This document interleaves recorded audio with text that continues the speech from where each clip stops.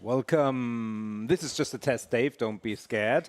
Welcome here. It is Barcelona and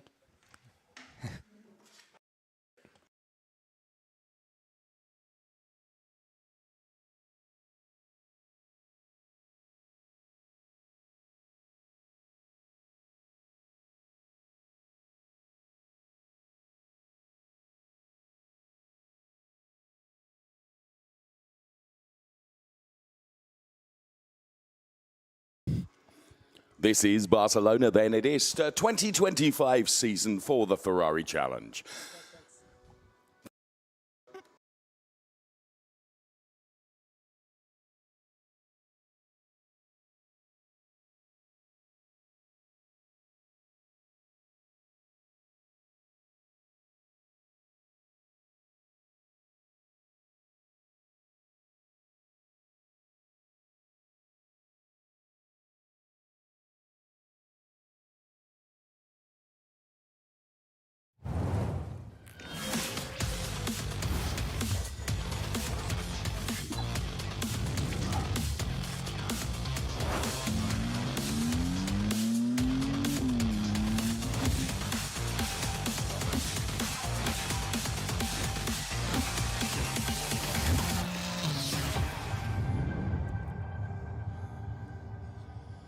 Hi, everyone. A very good morning to you. Welcome to Barcelona.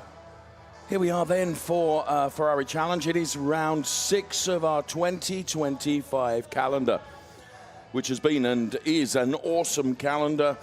And this, the second of our playouts, if you will, in Spain, because we come here hot foot from Valencia. Here is our formal welcome to Barcelona, the Circuit de Catalunya.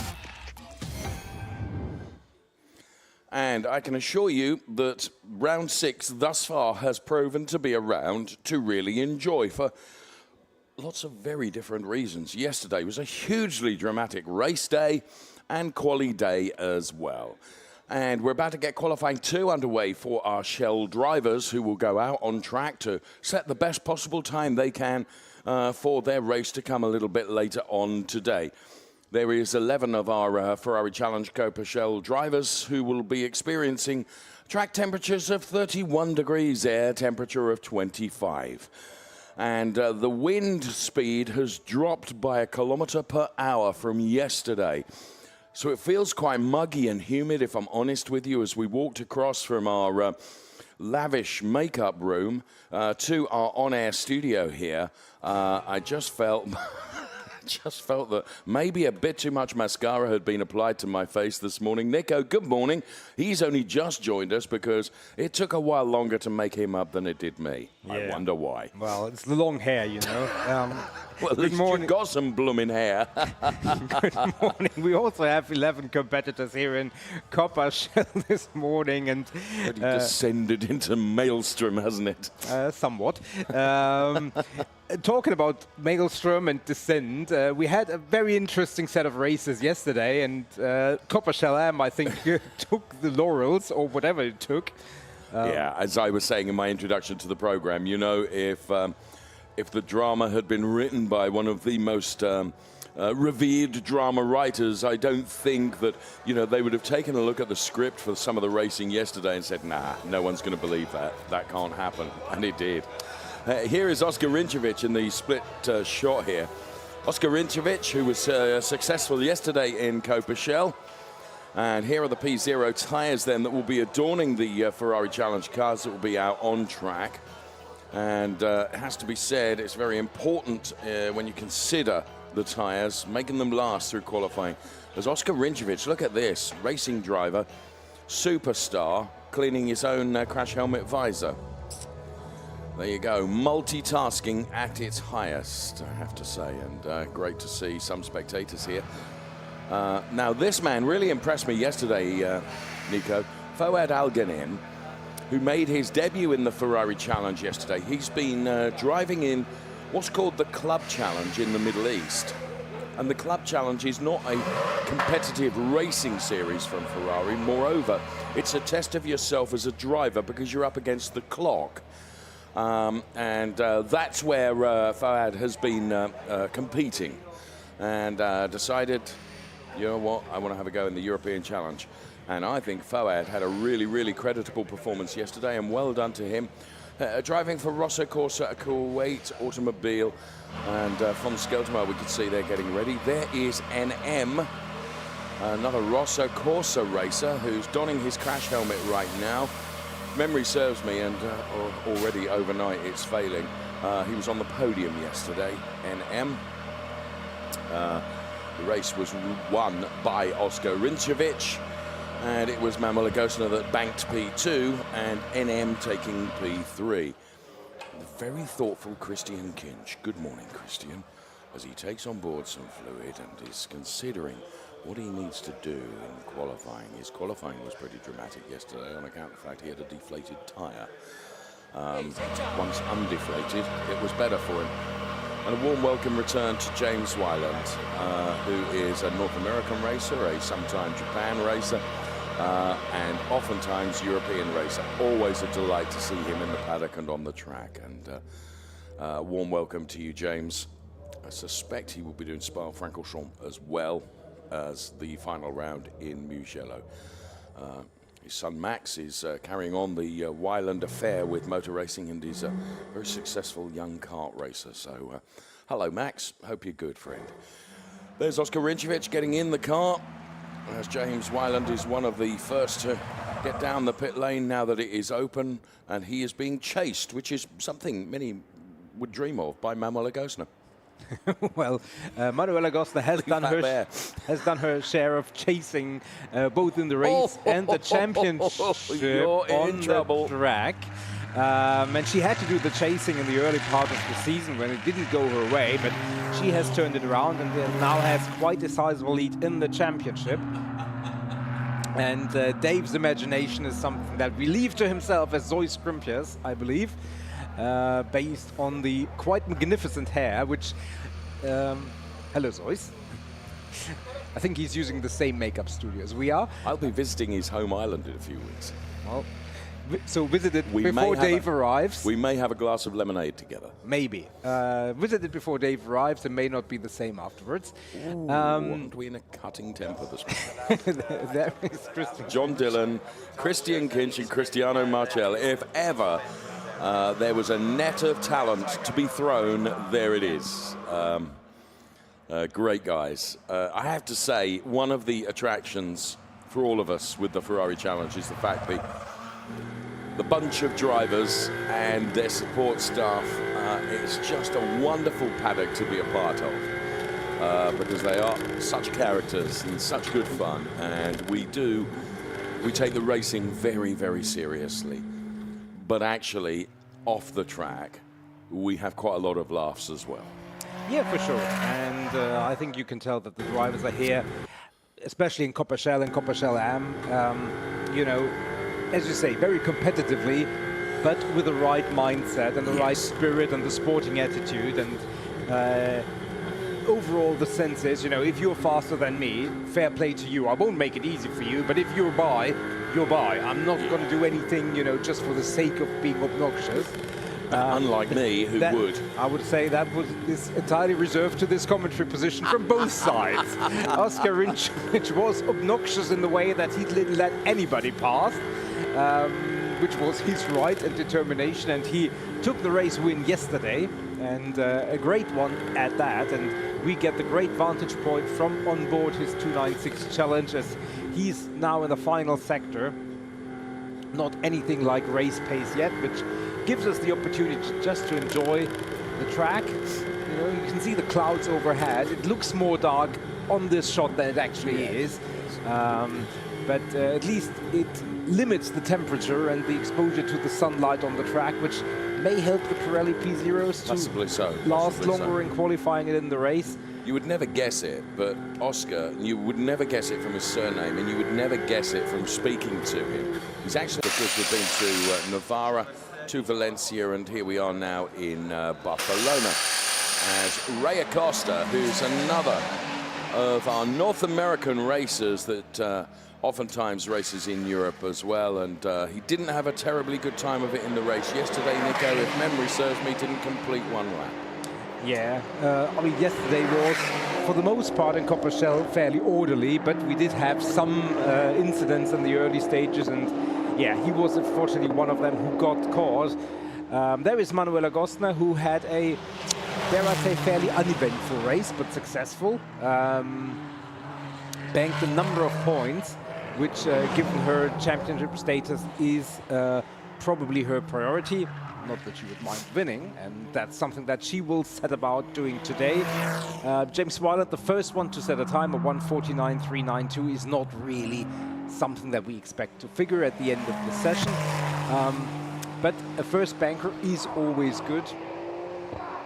And Manuela Agostner is trying to improve on her previous best time and does that in bunches half a second quicker than last time around.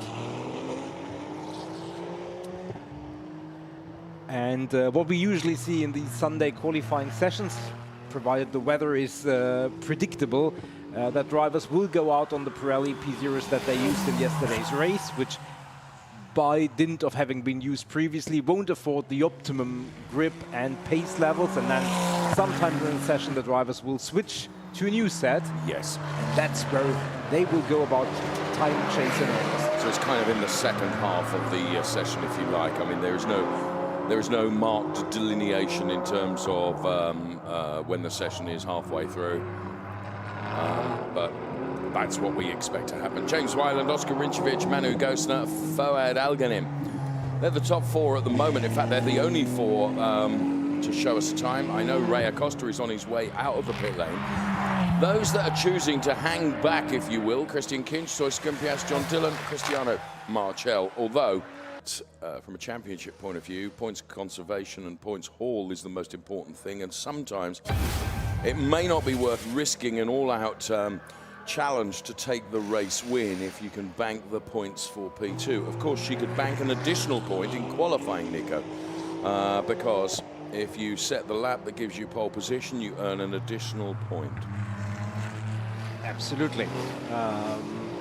And you might say, well, it's just 1 point, yeah. but, you know, Points make prizes. Points make prizes, and if it comes down to a decider at the end, that 1 or 2 points may be the difference between needing to finish first, needing to finish second, needing to finish third, and that makes a huge difference when it comes down to it. James Wyland, by dint of not taking part in the full campaign here in Europe, is not in the overall title chase, but he is very quick by nature almost, certainly by tradition, and as you can see, he's chipping away at the times, trying to improve on his 1:48.190. Will the von Skelterma car in front of him hinder that? We'll see. There is Ray Acosta. Setting himself up for a hot lap now, I would suggest, Nico, as he heads towards the timing line at full chat flat, and will run the clock potentially on Ray Acosta. He wasn't setting himself up, Nico. I was wrong. He'd run wide, and that was a big save from Ray Acosta. Well done, friend. Marco Bononomi, his driver coach, would have his head in his hands, having seen Ray lose the back end of the car, but then through the gravel.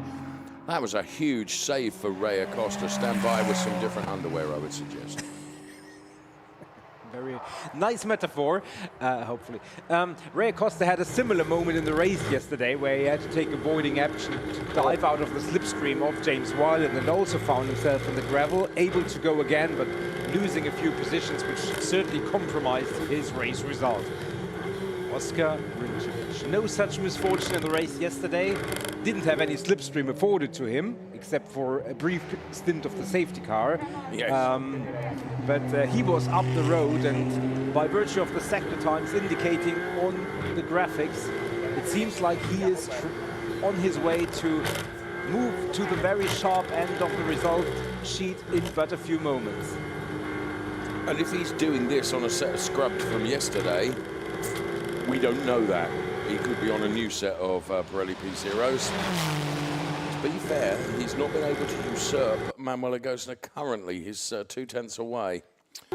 So, Manu Gostner, Oskar Rinčević, Fouad Alghanim, James Wyland, NM, and von Skelterma are the 6 that have given us times thus far. And here is Oskar Rinčević And a super slow-mo in replay of his really rather mean-looking 296 challenge car, the matte black, having a real impact in terms of its aggressive nature, if I may be so bold as to say so. You can really do something with the character of the car, and Oscar, a bit like Fouad Alganim, choosing to keep it very determined and very black.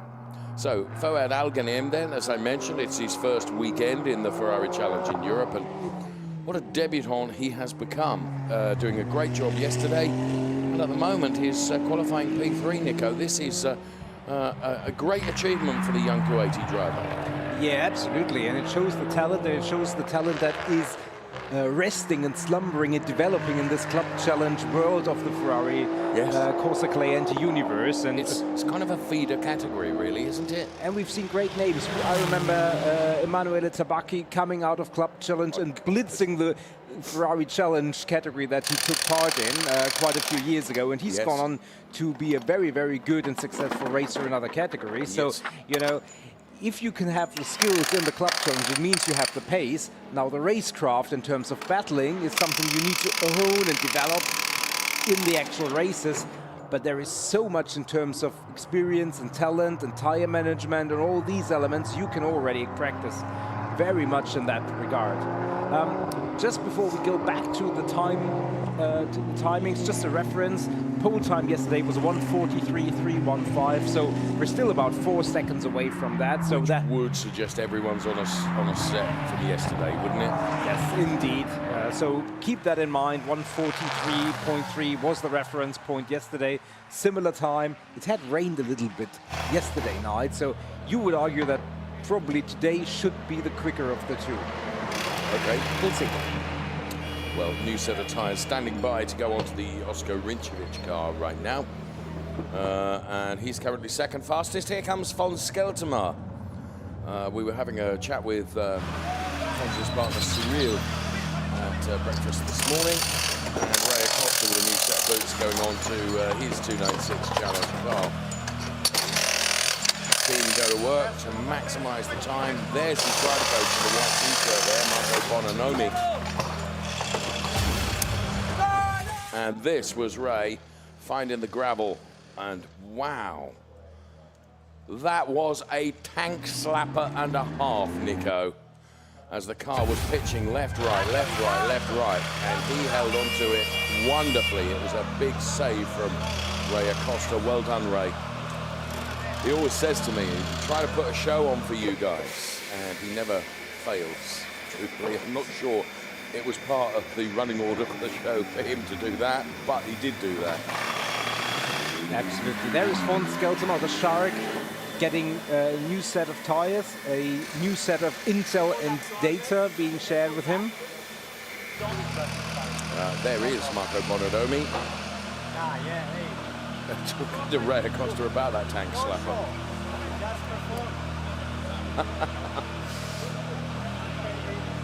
They are a formidable combination of coach and driving talent. Works so very well together. There's some adjustments going on the Manu Gosner car, Nico. Yeah, absolutely. And that is unusual at this stage. That was an air blowgun, wasn't it? Just perhaps some debris in the engine compartment there, do you think? Well, I mean, her time in the first part of this session wouldn't indicate that there was anything fundamentally at fault with the car or any of its components, but maybe it's just a precaution by the team, just making sure that everything is cool, and maybe just Manuela said there is some rattling noise somewhere, maybe something caught in there that they try to get rid of, just to make sure that the confidence and obviously everything is good. We now get a yellow flag at turn 1 and 2, so the first chicane. Oh, that's NM. Oh, and that has been an impact, and I think red flag is coming up unless he gets it going. But there is damage to the front right, no question about it, and that would indicate that there was an impact, and I don't think he'll recover that. No. I think red flag indication incoming. There's a wheel off as well, Nico. I just saw it on the gravel. If you take a look, and yeah, sure enough, red flag has been called for. So he's sideways at that point. makes contact with the barriers, and you can see the wheel coming off, Nico. And I mean, the moment that came off, maybe it wasn't fixed to the car properly, and that was the reason for the spin. That's very possible. Well, maybe we'll get another replay. I mean, the integral safety of this car and the impact wasn't that severe. But that's also, I think, I don't want to elaborate too much on your theory, but where that was on the track, he was driving straight, wasn't he? Yeah, he had I think he just completed his outlap, if I get that correct. Okay. But I'm not 100% sure. In any event, we have a red flag. Everything comes to a halt. Now, most of the drivers were in the pit lane anyway. Yeah. So it doesn't compromise their rhythm and their preparation too much. So if ever there was an opportune moment for a red flag to be thrown, that was probably it.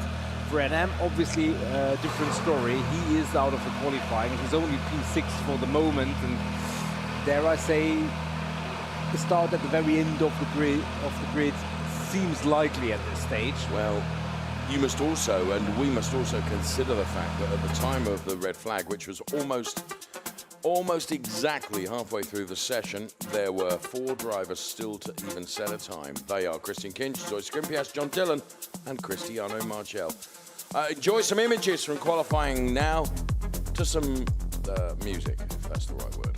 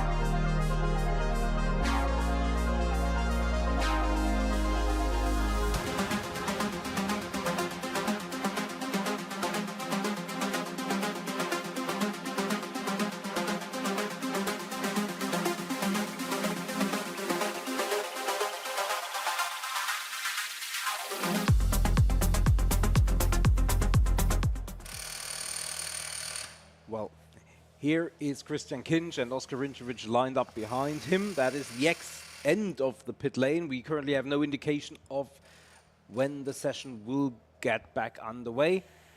So we are, as the teams and the drivers, biding our time for the moment. And as you say, half distance of this session remaining. 4 drivers haven't set a time. Everybody else, we believe, has been on yesterday's rubber. So the remainder of this session should get fairly intense and active, and the track a fairly busy one as well. I would agree with that. Just while we're looking at the Ferrari car, that just prompted a memory. Ferrari Alganim driving from the Kuwait Automobile Russell Corsa organization. He's driving... one of our fine cameramen. He's driving with the same race number as Tani Hanna, I believe. And I know Tani very, very active with Ferrari in the Middle East. Tani, hello to you if you happen to be watching qualifying. If you would like to be in touch with us across our programs during the course of any Ferrari Challenge weekend, then please, you can get in touch with us via our socials. On Facebook, it's Ferrari Races. On Instagram, it's Ferrari Races. And on X, it's at Ferrari Races. We'd love you to be in touch with us. And yeah, hello to you. Please become part of the Ferrari family and interact with us live on the air, if you will. We'd love to hear from you. This is von Skeltermar, the Kessel Racing driver who, as the session was suspended, was 5th fastest. But most of the drivers were then kind of ready to go out on new rubber and set what would be meaningful times in qualifying. Their strategy, if we are to discover, has probably been somewhat shattered by NM finding his way in the barriers, which has brought the red flag out, which is why Oscar Rinčević is sat in the car, unable to move or do anything. I don't think it's going to be a long red flag suspension because the car looked almost half recovered. I think what will be happening is that they will just be checking the integral safety of the barriers, Nico. Yeah, probably. I mean, they may need to make sure, especially given the speeds that the cars and the drivers do at this part of the track, that everything in relation to the barriers and their safety is as it should be. And there be a recurrence and another impact at the very same spot, the safety that the circuit affords is 100%. So, yes. And that's always of paramount importance. For sure. Ferrari Challenge, you're with us here for our Barcelona weekend. It's the second of Spanish weekends because just a couple of weeks ago we were in Valencia in Spain. Nico and myself took time to be in Barcelona city centre yesterday, which due to traffic was perhaps our agenda didn't quite go as according to plan, but a bit like Valencia, it's a stunning city. Pino Frascaro, who we'll be seeing a bit later in Copechelam, is applying the PFRA AG stickers to his car. And Pino Frascaro, a fantastic man, a fantastic driver. And his wife, Mrs. Pino, is part responsible for my huge belly on account of the fact she always brings me chocolate. Lovely lady that she is. I love the hands-on approach by Pino there. Yeah, absolutely. Very, you know. It reminds me we can tell a few stories because we're in this red flag situation. I know what you're telling. You know where I'm going here. Yeah, absolutely. A few years ago, we had this fantastic driver in the Ferrari Challenge called... You say it. He was a marvellous man. His name escapes me at the moment, which is why I was hoping you were going to help me out there. He looks like Chuck Norris a little bit. He looks like Chuck Norris. Bearded, bespectacled with come on. mirrored sunglasses. I can see him now, and he was just Italian, and he didn't speak a word of English. And you would just get thumbs up from him as you would see him walking down the pit lane. Honestly, if ever a racing driver can be portrayed as a rock star, then it was this man who was brilliant, and brilliant out on track as well. If a bit unorthodox in some of his driving, he would try and make overtakes happen where overtakes really should not happen. And one of these occasions caused him to go off the track, and you have his name now. Dario Carzo. Dario Carzo. Yeah, so one of these occasions caused him to go off the track and make contact with the barriers and various other bits of safety paraphernalia and wrecked his car. But you talk about hands-on. When the car was brought back to the paddock, he was in there, Nico, with 19 mil spanner, and he was helping his crew get that car ready. And if memory serves me, he came back out and competed in the race because he and his team together, hello Lilu Vadu, he and his team had managed to get the car together. Here are highlights of yesterday's race then. Ferrari Challenge Copechelam as they headed towards turn number one. Oscar Rinčević, Manu Gosner side by side, but Oscar Rinčević got the better of Manu Gosner going into turn number one, but they stayed side by side, and in the end, you could just see here where John Dillon was spat out into the barriers, and that would be the end of his race. It brought the safety car out, but Oscar Rinčević had got the better of Manu Gosner. Ray Acosta and James Wyland, two American racers going side by side, but Ray Acosta having to rallycross through the gravel. And again, it was another good save from Ray Acosta. And Christian Kinch having to take avoiding action from clattering into the back of Zoe Skrimpias, whose back end appeared wayward at that point as he got a little bit sideways, off-putting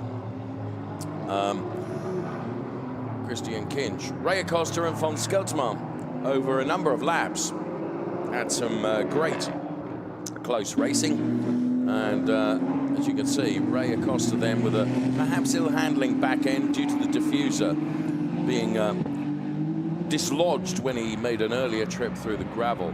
There was a bit of rubbing his race in between Zoe Skrimpias and Christian Kinch, which Christian got the better of, and Zois ended up in the gravel.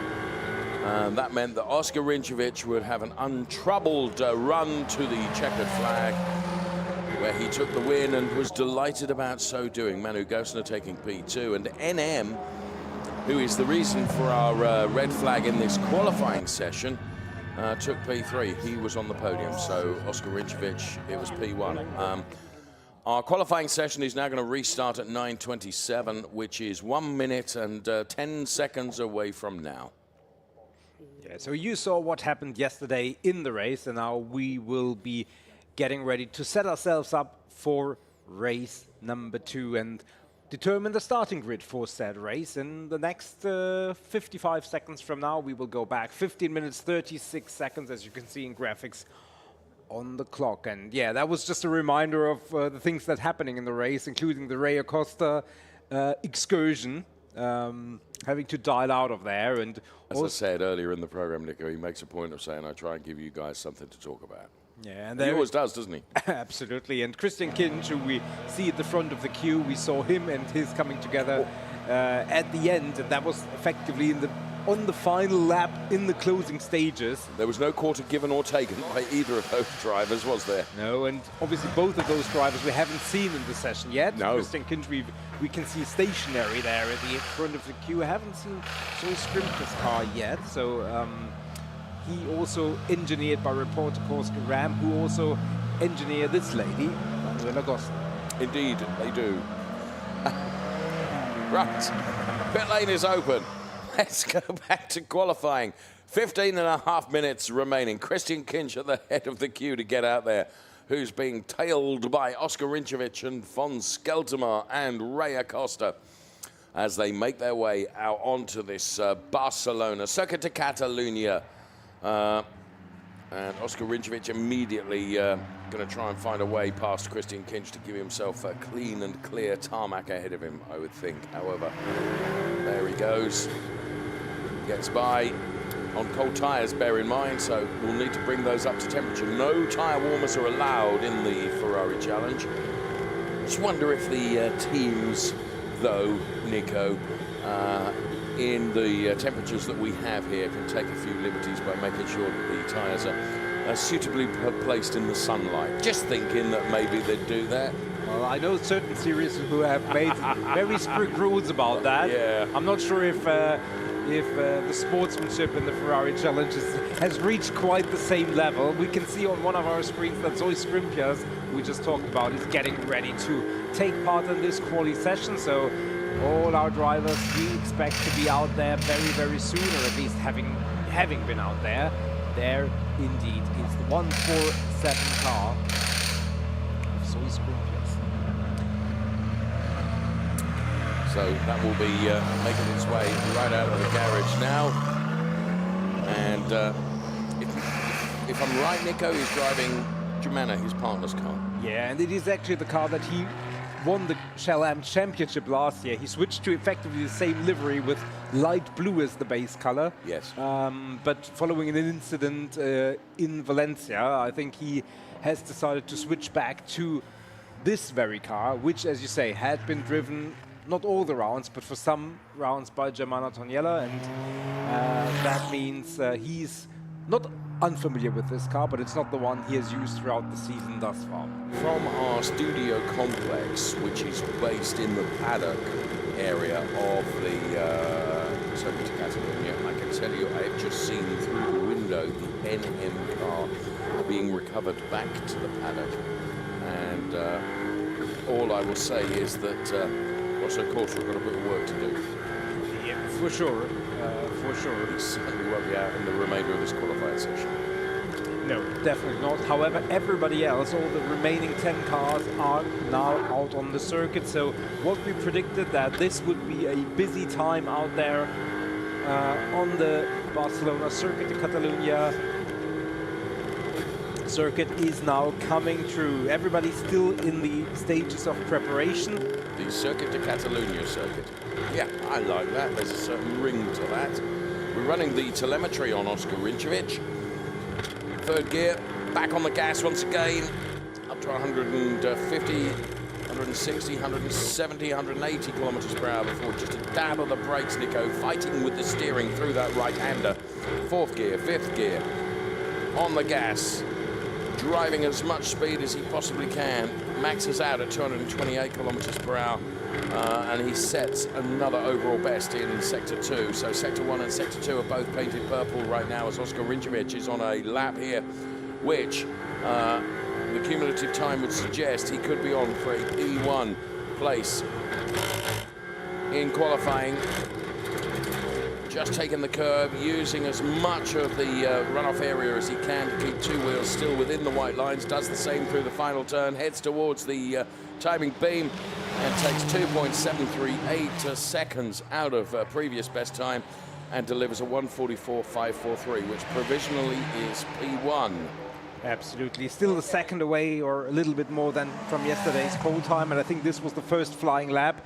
Watch out for the next one and watch out for pretty much everybody else who's out there and has reached that stage of preparation, because I do believe we will get a flurry of quick times. There is Cyril to the left-hand side of your picture, Fons Skelterma's partner. And there is Fons, who is currently 7th fastest, but he's looking for an improvement trajectory right now. The Kessel Racing driver then, and he does that by going quicker than anyone through Sector 1, taking very nearly 4/10 out of the best time. John Dillon has gone P2, Cristiano Marchel has gone P3. So over the next 10.5 minutes, we are going to see times coming down. However, there is a risk reward to how many laps you do in qualifying versus having tyre longevity in the race. For sure. However, we always have to consider that effectively we will just need to look at the laps down on this second set of tires, the ones on the previous ones, pre-intermission. Effectively, we can throw out the window. Yeah. But yes, absolutely. Fons Skelterma, you can see the magenta has turned light blue, which means someone has been quicker through Sector 1, but the trajectory for Fons Skelterma still is one of improvement. There is a yellow flag at turn 13, and that is exactly where Fons is heading, and that you could just see it in the foreground, waving, and that means even though he now reaches the green flag again, that lap has been royally compromised, and he bails it by coming into the pit lane, Nico. And maybe he saw something that would indicate that yellow might turn red, because otherwise he might have continued and set himself up. But if he feels like maybe there is going to be an intermission again, that would be the right call. We'll find out. We haven't seen anything that has caused the yellow flags. Is that Cristiano Marchel, Nico? I would think so, and I would think that's exactly what Fons Skelterma saw, a car beached in the gravel, which inevitably... And that's almost what happened to Soy Skrimpias yesterday, isn't it? You know, you get just a couple of wheels into the gravel, and then, of course, it spits your car out. Now, I thought Cristiano Marchel had saved that initially, but now the car is beached, and that means it's going to have to be recovered, which Cristiano Marchel at that point was P3, which is no bad thing, but with 9 minutes remaining in the qualifying session, he may, because he's not going to be able to take part in any further part of it, I would suggest. The time that he has set of a 1:45.629 will be the best time that he can set in qualifying, because I don't think he'll get going again. Yeah, and now obviously all the drivers who just progress and going through their progression, having brought the tires up to temperature, have to do it all over again. Is this not a great opportunity to say what I often say, that sometimes it pays to go out early in qualifying and bank a lap because you don't know what's going to happen. Yeah, well, yes. I have no argument to counter what you just said. Equally, we know that the track is going to evolve. We know that the track is going to be as quick as towards the end. Traffic, yes, is always a factor. It's not as bad or is not as intense as if you have 25 cars out there. So, you know, it's always a risk-reward, and sometimes you're rewarded and sometimes you are definitely not. But I just think how mature and experienced that was from von Skeltemer. Yes, you're right. He immediately picked up on that, and he saw it. He saw the car in the gravel, immediately said, okay, that will be a red flag. The only right way, rather than going around and doing anything. Yeah. I dive into the pit lane because I know that's not gonna be a possibility under these conditions to set any lap time. So exactly 9 minutes, or just 1 second under that, remaining. I don't think this will be as long a intermission because no impact, and just means the car needs to be recovered. And dare I say, I think it's maybe only 1 or 2 more minutes before we can go back qualifying, as everybody except for John Dillon has made it back into the pit lane, and John Dillon just has completed his way back, and already we can see the cars lining up at the end of pit lane. Due to the wonderful commentary studio that we have here, I could almost do a qualifying lap inside our studio. So big is it, and so mobile is this chair. This is lovely. Welcome to Office Furniture 101 with Dave. There is John Dillon. Yeah, driver of the 151 car. Now, John will be wanting to right the wrongs of yesterday. He was involved in an incident with von Skeltemer right at the start of the race. It was deemed to be a racing incident, no fault. For John Dillon, he ended up in the barrier, sadly, and that was the end of his race, which he could ill afford, and that has seen John, Nico, critically, dumped from P2 to P3 in the championship. So he needs to bank points today to keep his championship hopes alive. Yeah, absolutely. He needs it the worst possible way. He is in the worst possible starting position for the time being. So when we get back going, he's probably under the most pressure. Yep, that's fair. Or in the positive way, has the most urgency to put a lap time in that will propel him up the order. For him, Manuel Agostner is, if you will, the target. I mean, he will target P1, come what may. What happens behind him is, you know, out of his control and kind of academic, but he has to make up positions and points against Manuel Agostner because she's leading the championship. Absolutely, and by dint of the fact that Oscar Rinčević, who's been so dominant so far this weekend, has not competed in every round of Europe, he's therefore not figuring right at the very, very sharp end of the championship, which is why you're quite right in, wow, they got the Cristiano Marchel car out very quickly and is back and coming into the pit lane. So well done to the recovery teams here at the Circuit de Catalunya for getting that car out. And as you can see, it's still distributing a bit of gravel, which has been caught up in the diffusers and everything. And we are going to be going back to qualifying very shortly, because the session will restart at 9:39, which is 55 seconds from now. You know, this is why they call it a sweeping turn. God help giving us that 50 seconds, just a small excursion, because precisely where you should be, on the end of a broom. Some of the races, we had quite a few incidents, and penalties were dished out. Oh, don't! We haven't got time to go through all of those. No, there is a system. If you were ever wondering, you effectively have a rap sheet and a scorecard of what you've done wrong, and points are being attributed to the drivers on top of any on-track time penalties whatsoever.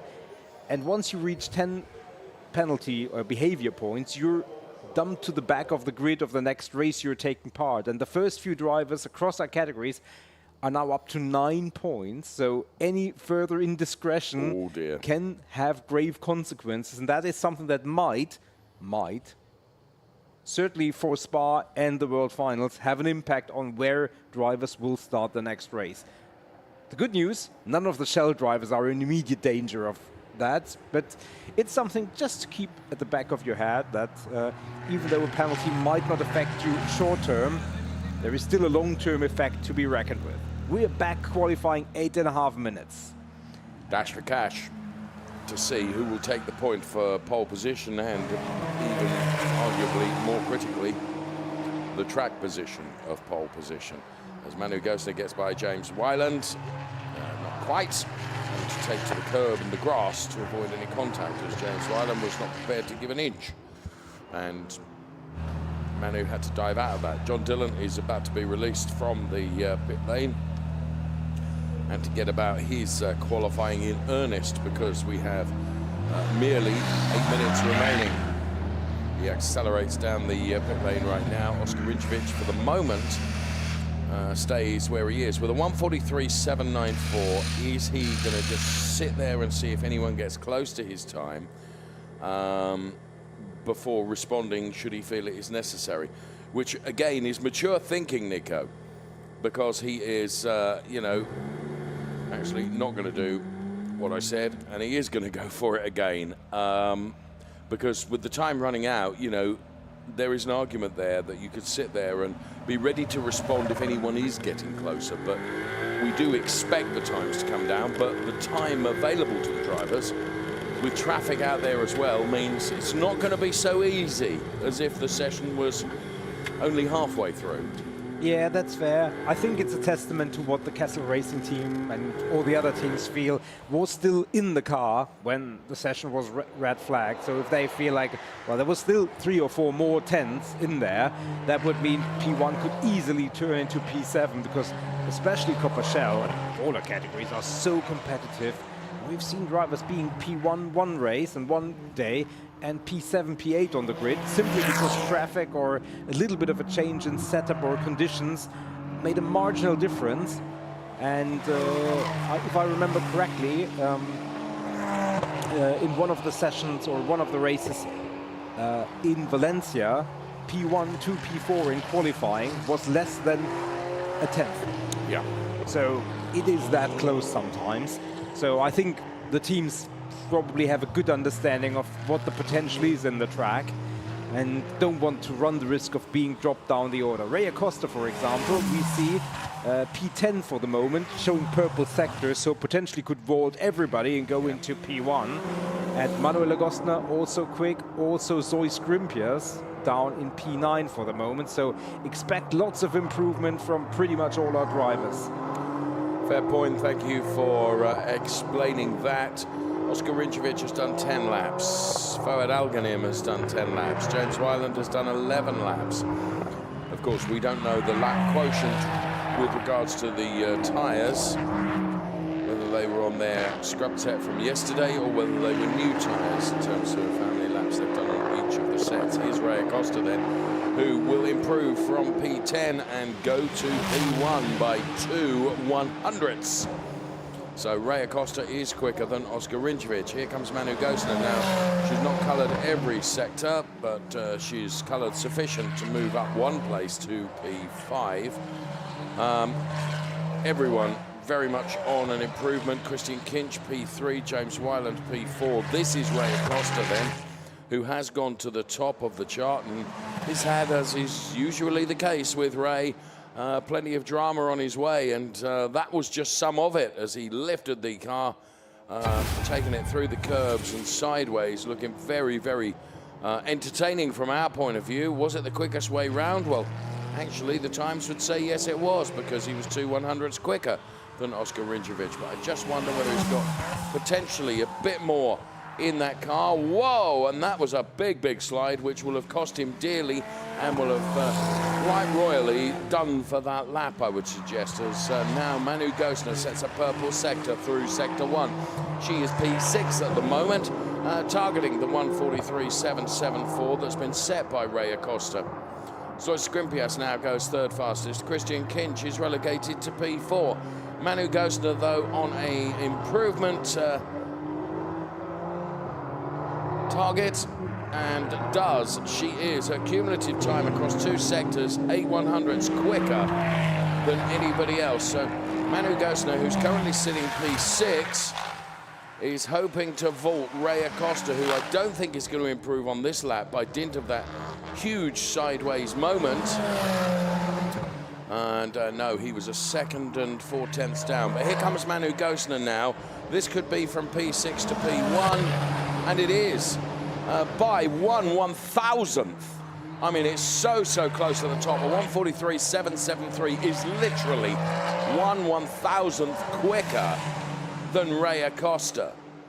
So by the slenderest of margins, Manu Gosner for Ineco Reparto Corsa Ram goes P1. We have 3 minutes remaining, which equates to potentially the likes of 2 laps. And John Dillon, he had his previous time disallowed. He has no time on the timing screen, as you can see, but his first 2 sectors very good. He is purple heading into the final sector, so he needs this in the worst possible way for the championship, for the race.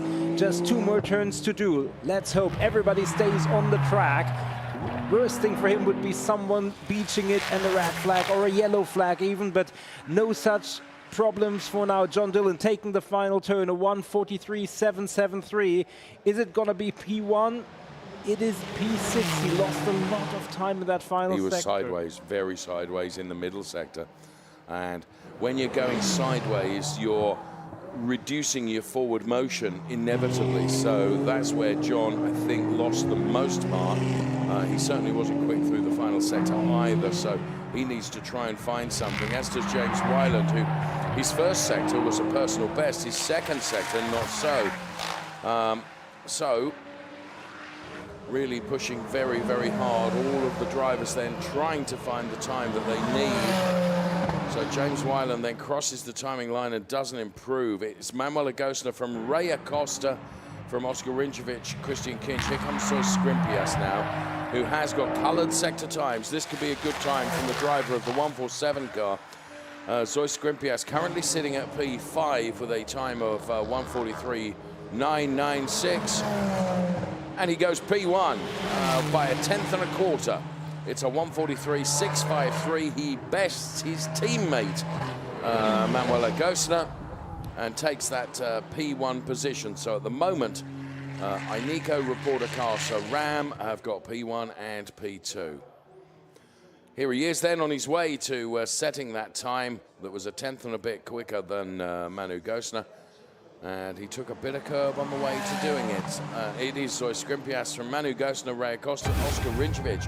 May I remind you, yesterday's winner has parked the car in the pits and feels that he's not going to be able to improve from his what is currently 2nd row start. And there is Ray Acosta, whose first sector was just barely off the pole pace, but the second sector wasn't to the same tune. I mean, remind you, he's 1/1000th behind Manu Gosner, which is only 121 thousandths of the pole time, so it's very close. So 7/10 to the bad of Zois Skrimpias is not going to be troubling for pole, and indeed he dives into the pit lane. So who's still there? Forward Alganim. Yesterday, very good showing. Good first sector here, and we might see an improvement from him, and thanks guys for picking him up. The time has elapsed. We're down to the final lap. Everybody who's still out there can complete it. So this is the last chance. Alganim, P7, very respectable, but after yesterday's pace, maybe a little bit disappointing. Let's see what he can do on the final lunge towards the end. It is an improvement, but will it be enough to move up the order, because everything's so bunched up? John Dillon would be the next driver, and he's less than 4/10 of the pole time, so Alganim would have to find some time in the final sector. So Fouad Alganim then bails the lap and comes into the pit lane, and therefore will remain P7. So the only driver that is still out there who could improve potentially is John Dillon. But it's so far, looking at the sector times, I don't think it's going to be an improvement, Nico. No, probably not, because through 2 sectors, yeah, and he's just crossed the timing line. So I think the order that you can see on the left hand of your screen is the one that we will see. And I mean, Zoe Skrimpias in his familiar car from last season, very successful combination, takes his first pole position in Copper Shell. Manu Gostner completes the lockout for Reparto Corsa Ram. And Ray Acosta, not the best race yesterday. Very good qualifying. So there is Zoe Skrimpias in the livery that you may be more used to seeing him in 2025, but this is the car he's using this weekend, which is the car that took him to championship success last year. And quite rightly, as Nico suggested, Nico Reparto Corsa Rams celebrating P1 and P2 in that qualifying. For Zoe Skrimpias, this is his first pole position since he became a Shell driver, having been elevated from Shell Am. And he gains a point, of course, for that pole position as well. So the team boss is to the very right of your picture there, Giorgio Sonagiotto. And he'll be pleased with how his team and drivers have performed in that qualifying session. Here's confirmation of the classification then. Zoe Skrimpias from Manu Gostner, from Ray Acosta, then it's Oscar Rinčević, Christian Kinch and John Dillon. Fouad Alganim and James Wyland, besting von Skeltema and Cristiano Margel and NM, who finished P10 and P11. They were behind von Skeltema, who, as you can see there, finished in P9. Stand by, we've got more qualifying action to come for you from the Ferrari Challenge. Up next, it will be our Trofeo Pirelli cars out on track as Zoe Skrimpias is congratulated for his pole position. From Nico and myself, thank you for watching. Bye-bye.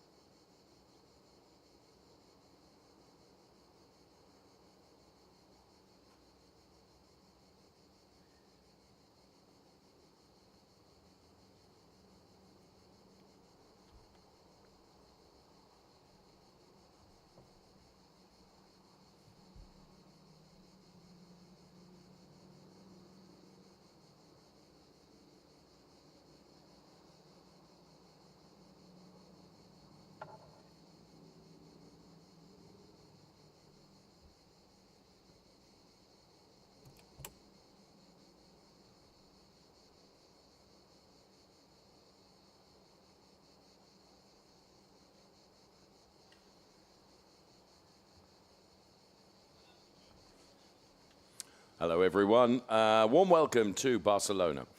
And the reason we are here is because it is round 6 of Ferrari Challenge for our 2025 season. If you're joining us for the qualifying session, and I so hope you are, here is our formal welcome to you. It is the Circuit de Catalunya, then, a more recent circuit than you would have believed, in my opinion, certainly anyway. But here we are, round 6. It's the second of our 2 dates in Spain this year. We've been to Valencia, but here we are in Barcelona before we head off to the Ardennes region of Belgium and Spa-Francorchamps. And then it is Mugello for the round 8 and finale Mondiali event combined towards the end of October. What can we expect in the next 30 minutes or so? Well, it is the Ferrari Challenge qualifying for our Trofeo Pirelli and Pirelli Am drivers who will find a track at 32 degrees, an air temperature of 26 degrees, a tad of wind around, which has just taken the edge off the heat, and 24 of our drivers will take to the track for their qualifying session, a mix of Pirelli drivers and Pirelli Am drivers. Here is the track then. Something very, very technical for our drivers to get the best out of, and they did so yesterday. They'll be hoping to do the same today.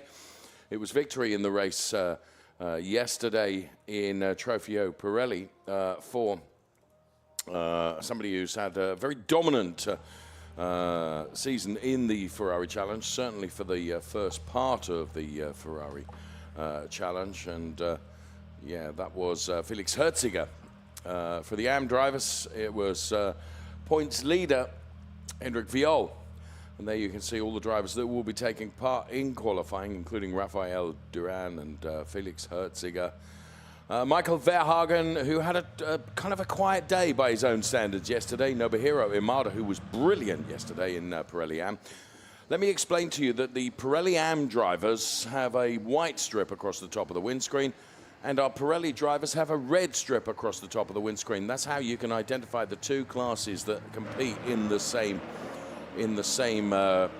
race and in the same Trofeo Pirelli block, if you will, as we look at Franco Girolami, who is driving the number 72 car. Now, Franco Girolami is driving the Radici Automobili Sanassi racing car, which has also been graced by the likes of Enzo Trulli and Gianmarco Marzioletti over the course of this season. So a car that's being used by a number of celebrities, if you will, as Danilo Del Favero, who has now adopted a race suit which entirely encapsulates the camouflage livery across his 296 Challenge car, as Hendrik Viol is wished good luck from his Scuderia Prague team. He, of course, Trofeo Pirelli Am head honcho at the moment. Nico, good morning. Good morning, and good morning, everybody here. Welcome to Trofeo Pirelli qualifying. Getting underway here in the morning on the Sunday here at Barcelona. It's slightly overcast, which means it's not as hot as it was yesterday or even the days before. Gilles Ranman getting some assistance in final stages of preparation. The first 90 seconds or so have ticked off the clock. There is Yacine Ferrati, who put the car on pole yesterday by almost a full second. Wasn't able to replicate that in the race because he had to surrender the lead on turn 1 and wasn't able to get on terms with Felix Herziger. Banked good points, but I believe there is a 2-point gap between P1 and P2 in Trofeo Pirelli, so all still to play for, but that reinforces the fact that the extra point that you get for pole position can be oh so crucial and extra important in this championship race, because we have this race or this day today with 1 race plus 2 more in Spa and then 2 more races at the World Finals, and then we will know who will be our champions in Trofeo Pirelli and Trofeo Pirelli for 2025 in Europe. As you said, Hendrik Viol leads the championship in Trofeo Pirelli Am, was runner-up in the championship last year to Klaus Brunson after a season-long battle between the two of them. Great and respectful racing, and the same this year. Klaus Brunson not part of the championship this year, but Hendrik Viol has his fair share of other competitors. Michael Verhagen just one of them. Another one is Marco Zanassi, who had really, really good form earlier on in the season, but it seems to have dropped away a bit, over the last couple of events, and fair enough. There is Marco Zanassi, who will be hoping to get back onto the form and the pace that we know that he is capable of, and chase down. And David Gosner and he, it's almost as if they were in a race then, as they were side by side. But Marco Zanassi, then the Motor Service Panetti Motorsport driver, being usurped by David Gosner initially, as they make their way around this track in this qualifying session. So we have both Pirelli drivers and Pirelli AM drivers out at the same time. What is normally the case is the drivers will go out on a set of scrub tyres from yesterday, get everything up to temperature and get their eye in, more importantly than anything else, before they will come in, put a new set of Pirelli P0s on the car, and then set what they hope will be quick laps. Max Mugelli for CDP Eureka competition finished P4, if memory serves me, yesterday, and he's out on track right now chasing Hendrik Viol. We've got a lot of drivers out there on track, to be fair, in the early stages of this qualifying, which isn't always the case. Oftentimes, drivers will leave it until later in the session before going out, as we ride on board now with Hendrik Viol, who's allowed Max Mugelli to come through. Drivers certainly don't deliberately impede other drivers that are on hot laps, but you can't just make your car disappear. And Hendrik Viol doing the right thing then in allowing Max Mugelli to go through. I think Max on a quicker lap. Angelo Fontana momentarily has gone to the top of the chart, but he's 1:47.773, set on a set of scrub tyres from yesterday, so we are expecting the times to come tumbling down over probably the second half of this qualifying session, rather than this part of qualifying. It's not absolutely impossible that drivers will have gone out on a new set straight away, and it has happened in the past, and it can happen now. And truthfully, unless we had a camera bolted to the side of every car, we wouldn't be able to ascertain. Max Mugelli certainly looking quick right now as he heads towards breaking the timing beam with a 1:46.663. Otto Blanca's gone fast as well for the AM drivers. Here's Marco Zanassi, though, who I think, if he's not impeded, will set the fastest time thus far for the AM drivers. Let's see, Marco Zanassi then vault from P11 in class to P1 in class with a 1:44.8, but that time has been taken away, I think probably because of track limits. So here we can see in replay Marco Zanassi, but his 1:44 time has been taken away because he exceeded the track limits somewhere on the lap, and that's what happens with the track limits penalties in qualifying. So that effectively means a really, really quick lap from Marco Zanassi, and the investment on achieving that through the tyres means that that's completely and totally wasted, because the time has been taken away, Nico. Yes, indeed, and we've seen that become a problem in the qualifying yesterday. Now, as you said, we expect the drivers to be on yesterday's tires, but that banker can be oh so valuable if things don't go according to plan, and that has happened more than once. David Gosner's last time did not run afoul of the track limits, was 1:46.290, so second and a half slower than what the Marco Zanassi time would have been, but it counted, and as you can see, David Gosner is getting ever quicker.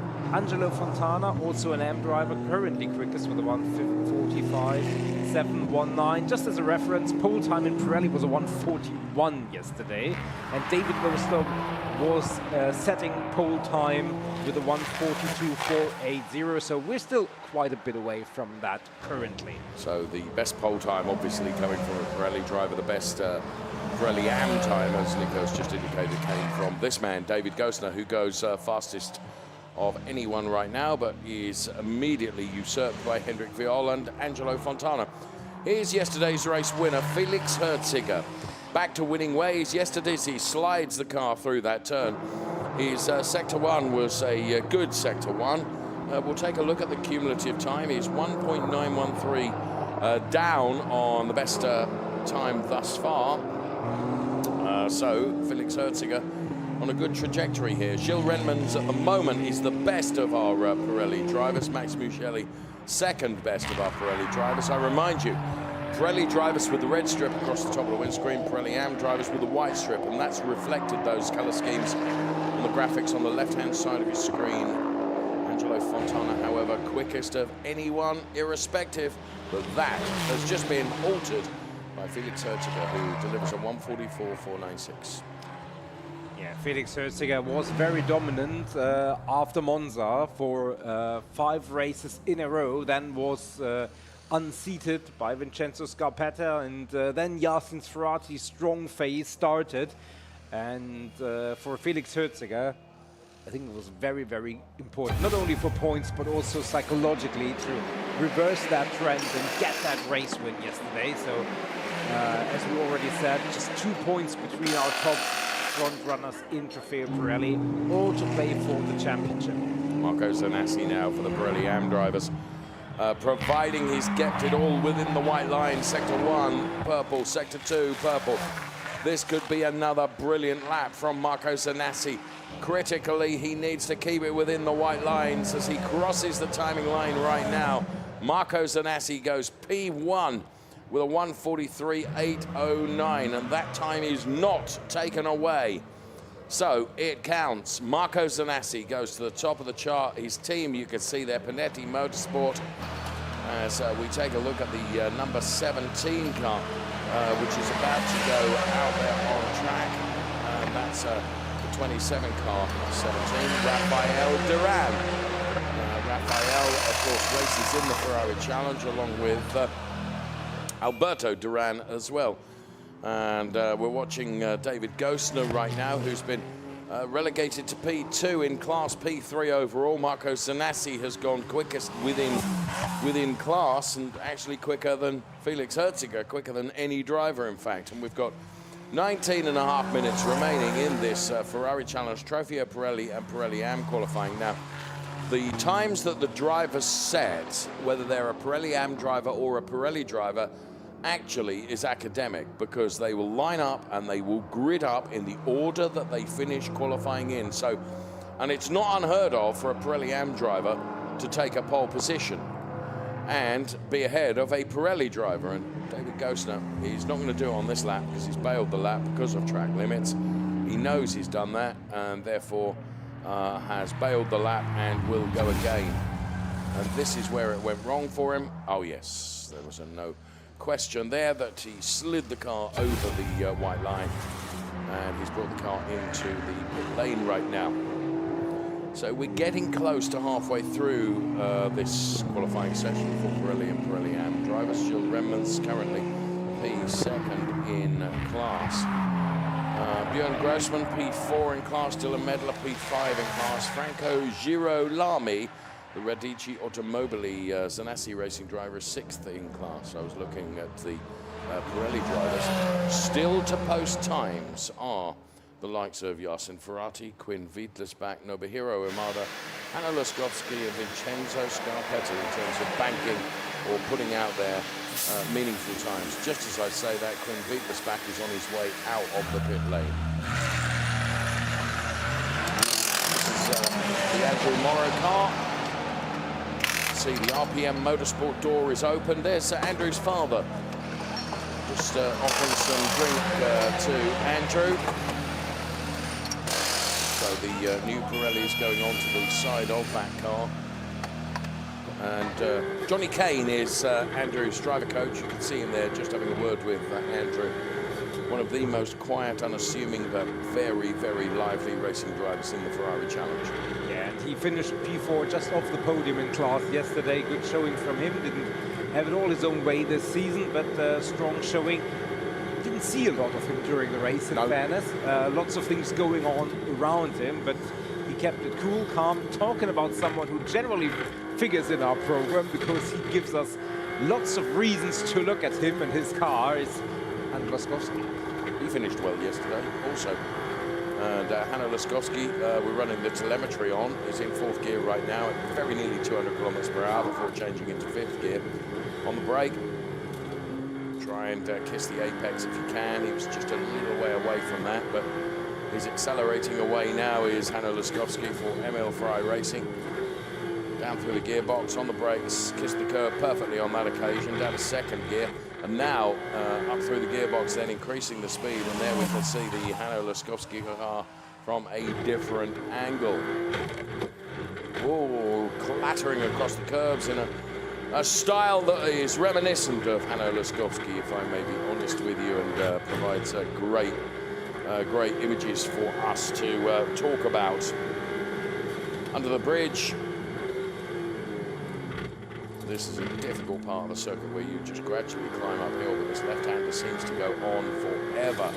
And you accelerate, and then you have to start railing in the speed again for the right-hander, and then it's a downhill stretch all the way to the conclusion of the lap. And Hanno Laskowski with a personal best and an overall best across Sector 1 and Sector 2. This is quite quietly for Hanno's style going to be a very, very good lap and propels him from P4 to P2 in class. So well done, Hanno Laskowski. There is Marco Zanassi, you can see in the split shot, but Hanno Laskowski then, driver of car number 85, has gone 2nd in class. And Nico, that's P3 overall as Franco Girolami goes to the top of the chart with a P1, a 1:43.311. Yeah, it's going to be interesting how the dynamic and the strategy from the teams will be revealed and unveiled over the next few minutes. Franco Girolami had a terrible end to the race yesterday, was on a podium trajectory all the way into the final lap, and then something let go and he had to park the car, and that meant that what was a podium position almost became a P very far down the order. So he will hope to rectify that. Hanno Laskowski is pushing again, and first sector was an improvement personally and quicker than Franco Girolami's time at that stage. So let's see. It's going to be interesting. Is Hanno Laskowski on yesterday's tires? Is he on a fresh set? He finished the race in P5, and there you can see it's only 5/1000ths of a difference compared to the Marco Zanassi time. Because this difference here on our graphics is always difference in class. We can see from our timing screen that he's on par with Franco Girolami, as Quinn Wittelsbach just put in the 2nd quickest time overall. We just saw him come out of pit lane just 3-4 minutes ago. What is going on with Yassin Ferrati? Yassin Ferrati, Nobuhiro Amada, both finishing well in the race yesterday as Hanno Laskowski goes P1 with a 1:43.272, 3 100ths, very nearly 4 100ths quicker than Franco Girolami. Hanno Laskowski, P1, way to go, friend. He's from Berlin, and he's a great, great character. Here comes Franco Girolami then trying to usurp Hanno Laskowski.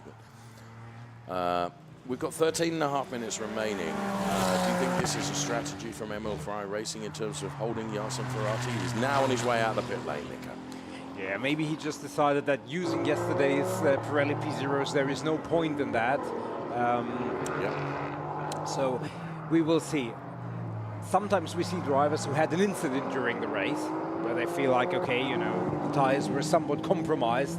They skipped the first half of the session. That wasn't the case for Yassin Ferrati, but I mean, we saw it last year with ML Ferrari Racing and Giacomo Alto, and we saw it already this year, how efficient the team can be, and just absolutely relying on their driver to maximize the time. Just go out once, out lap, warm-up lap, 2 quick laps, come back into the pit, celebrate pole position.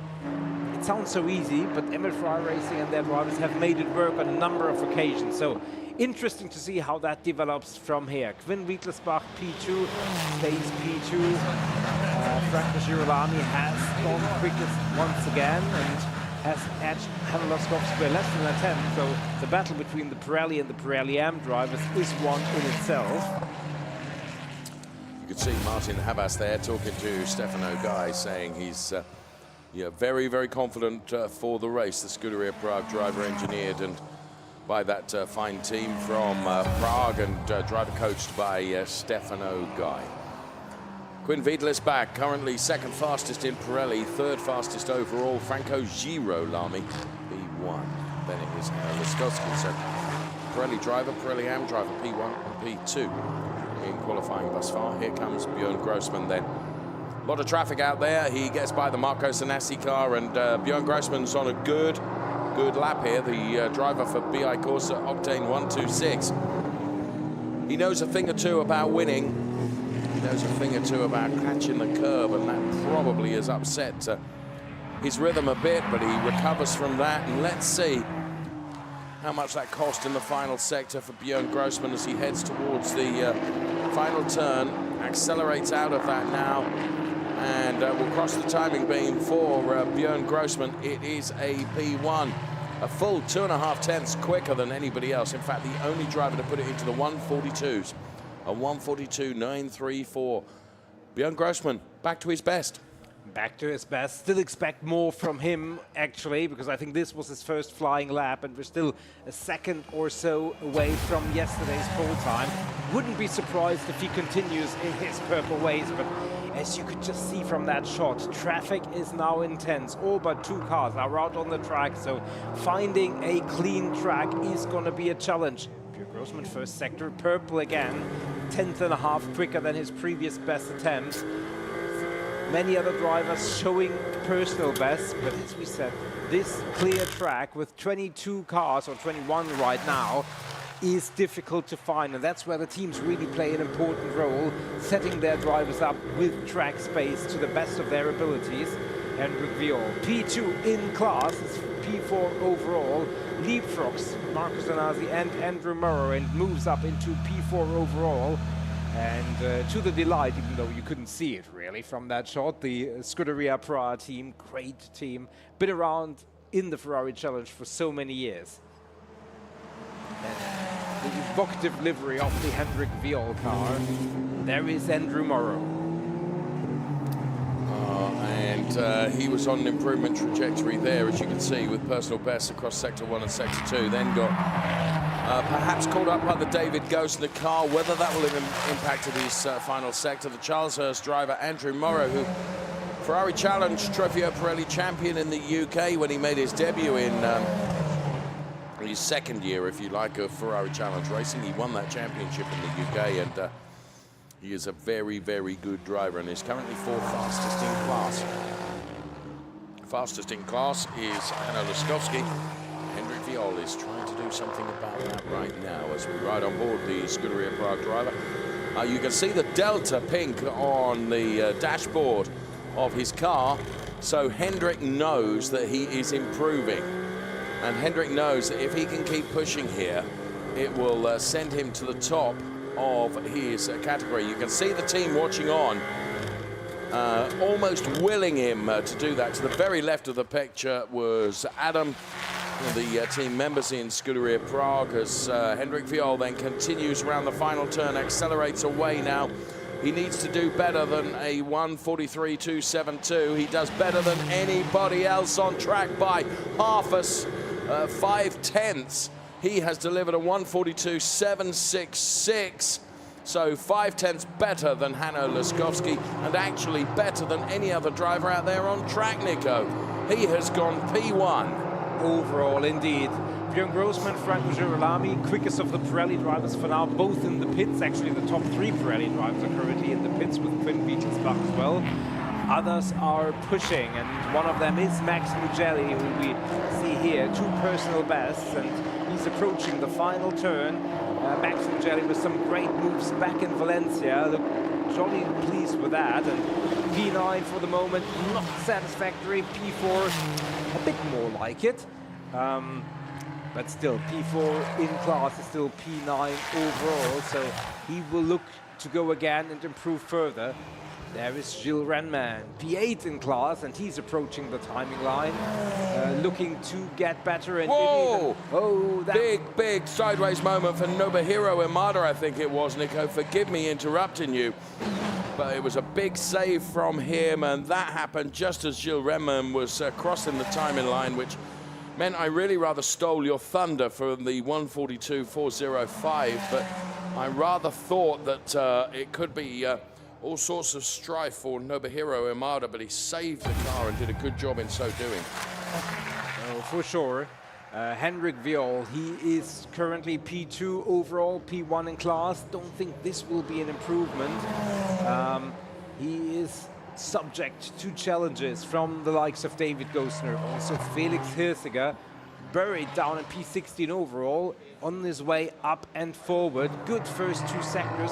Yassin Ferrati for the moment still fairly lowly, and 6.5 minutes sounds like a lot, but with this traffic, it can be over fairly soon, and everybody hopes that all the competitors keep it on the track. The last thing anybody wants now is an intermission, a yellow flag, or anything worse. Here comes Felix Hirziger then, purple sector 1, purple sector 2. He's got traffic all around him. Angelo Fontana right behind him. Here comes Felix Hirziger as he crosses the timing line now and goes P1. The times are coming tumbling down right now, but by minuscule margins. So Felix Hirziger unseats Gilles Redmond by 1 1/4 tenths. Felix Hirziger, P1 provisionally. Where is Yassin Ferrati? He's way down the order. It's P9 and it's P18 overall. We pick up Yassin Ferrati, who needs to improve, and he's running out of time to be able to do that. Let's take a look at Sector 1. He is very nearly 3 tenths up. So Yassin Ferrati, the ML Fry racing team have worked really hard with Yassin here in finding him track space out there. He's got clear tarmac ahead of him. He will not be impacted or affected by any other cars in front of him. So Yassin Ferrati, he's got Felix Hirziger right up his trumpet. Felix Hirziger could get the benefit of a little draft off the back of the Yassin Ferrati car. This is extraordinary in Trofeo Pirelli qualifying between these two drivers. You can see both of them pushing and pushing and pushing. So it was Felix Hirziger that took victory yesterday.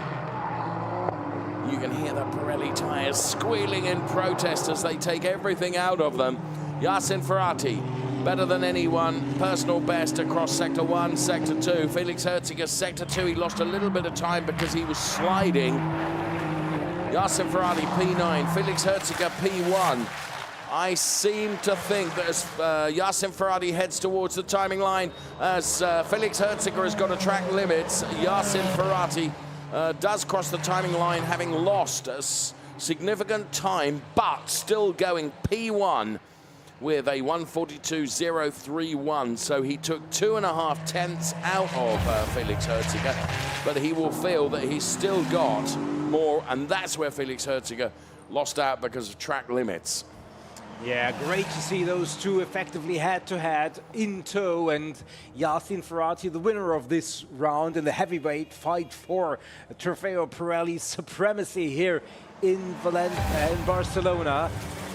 There is the ML Fry Racing command post, if you will. And Quinn Vidlis back, I can see to the very right-hand side of the picture, is out of the car. Yeah, he's out of the car. He effectively made his stint right in the middle where everybody else was in the pits. He only came in for one stint, and or came out for one stint rather, and that probably wasn't the perfect strategy, but he's down in P14 overall, which is P7 in class.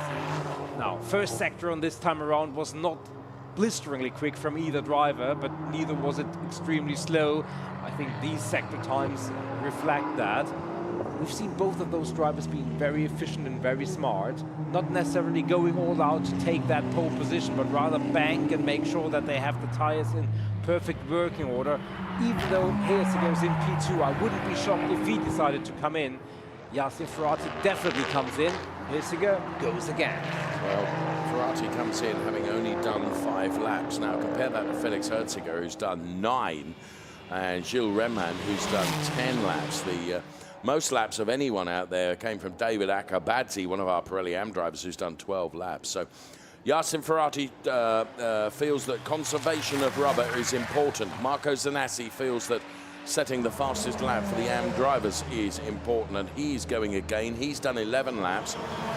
In comparison to the man that is top of the chart for Pirelli AM drivers, Hendrik Viol, who's done 1 lap less, but he is in the pit lane, so he's not going around the circuit. And there, as far as Scuderia Prague are concerned, Hendrik Viol has done enough, Nico, and will remain P1 for the AM drivers.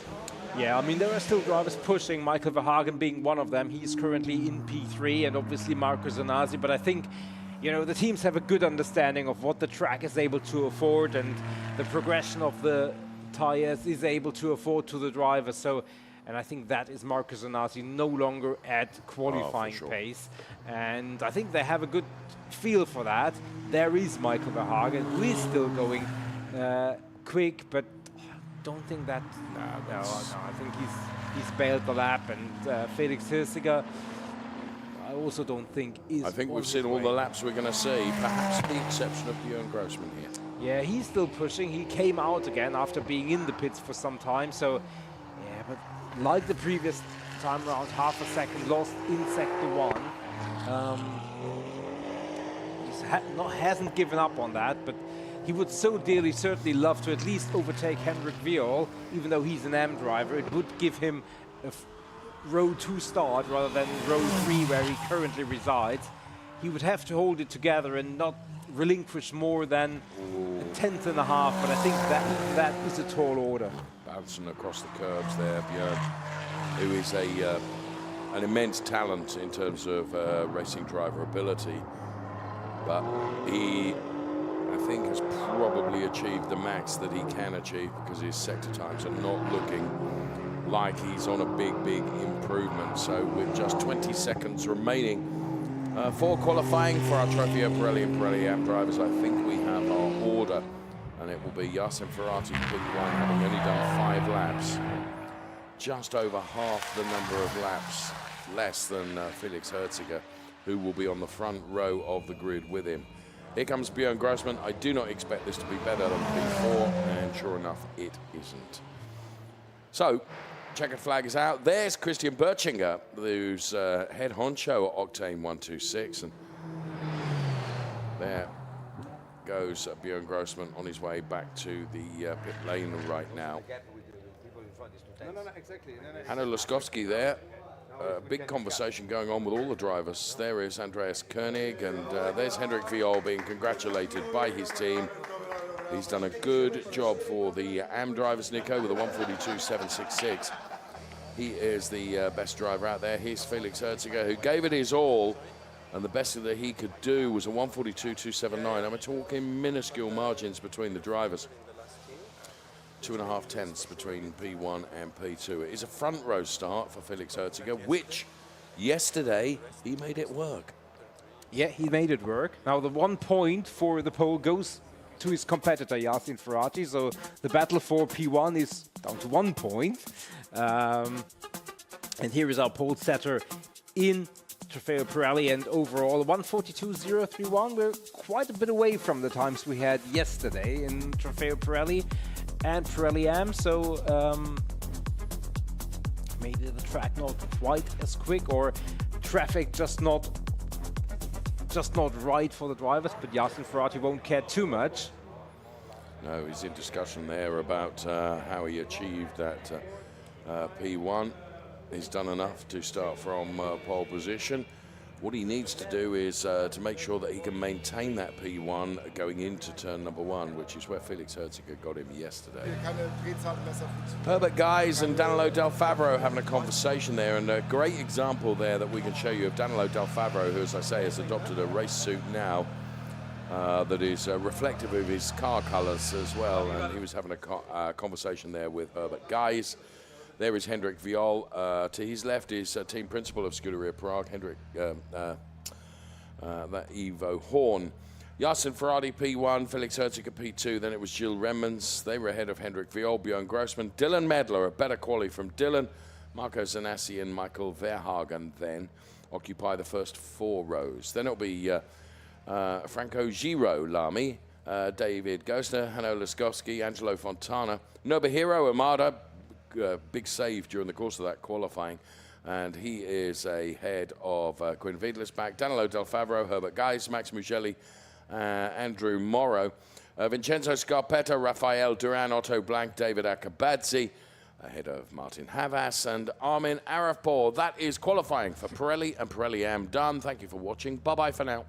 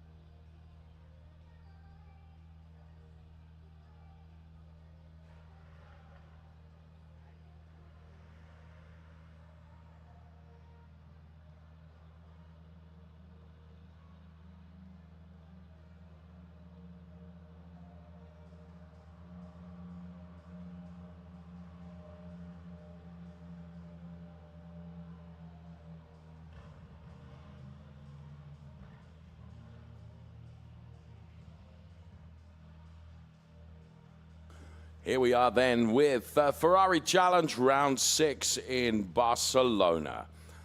You join us for our qualifying sessions. And we've already seen qualifying sessions for our Copa Shell cars, for our Pirelli and Pirelli Am cars, and now it's time for Copa Shell Am. There is our formal welcome to Barcelona. The Circuit de Catalunya then forms round 6 of our 2025 calendar, which visits the Ardennes region of Belgium next and Spa-Francorchamps, and then concludes for the year in Mugello in Italy towards the end of October. It's been an awesome season. The weather conditions are similar here in Barcelona, in awesomeness, if there is such a word.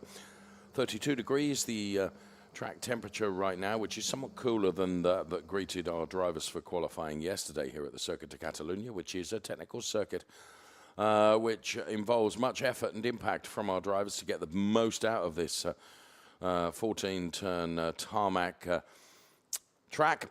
And yesterday, our Copa Shell Am drivers delivered perhaps the most dramatic of races for all the wrong reasons, oftentimes, but nonetheless, we'll see what Stephen Earle, Paolo Scudieri, Boris Gideon, Andreas Koenig, Norikatsu Shibata, Hassan Dabusi, Henrik Kamstrup, Shintaro Akatsu, Louis Peruscia, Guy Fave, Lisa Clark, Charles Chan, Alberto Duran, Pino Frascaro, Alvaro Ramos, Fritz Muller, Sven Schirmer, Jan Sandman, and Alexei Komarov can deliver today for qualifying. It sets the grid for their race to come.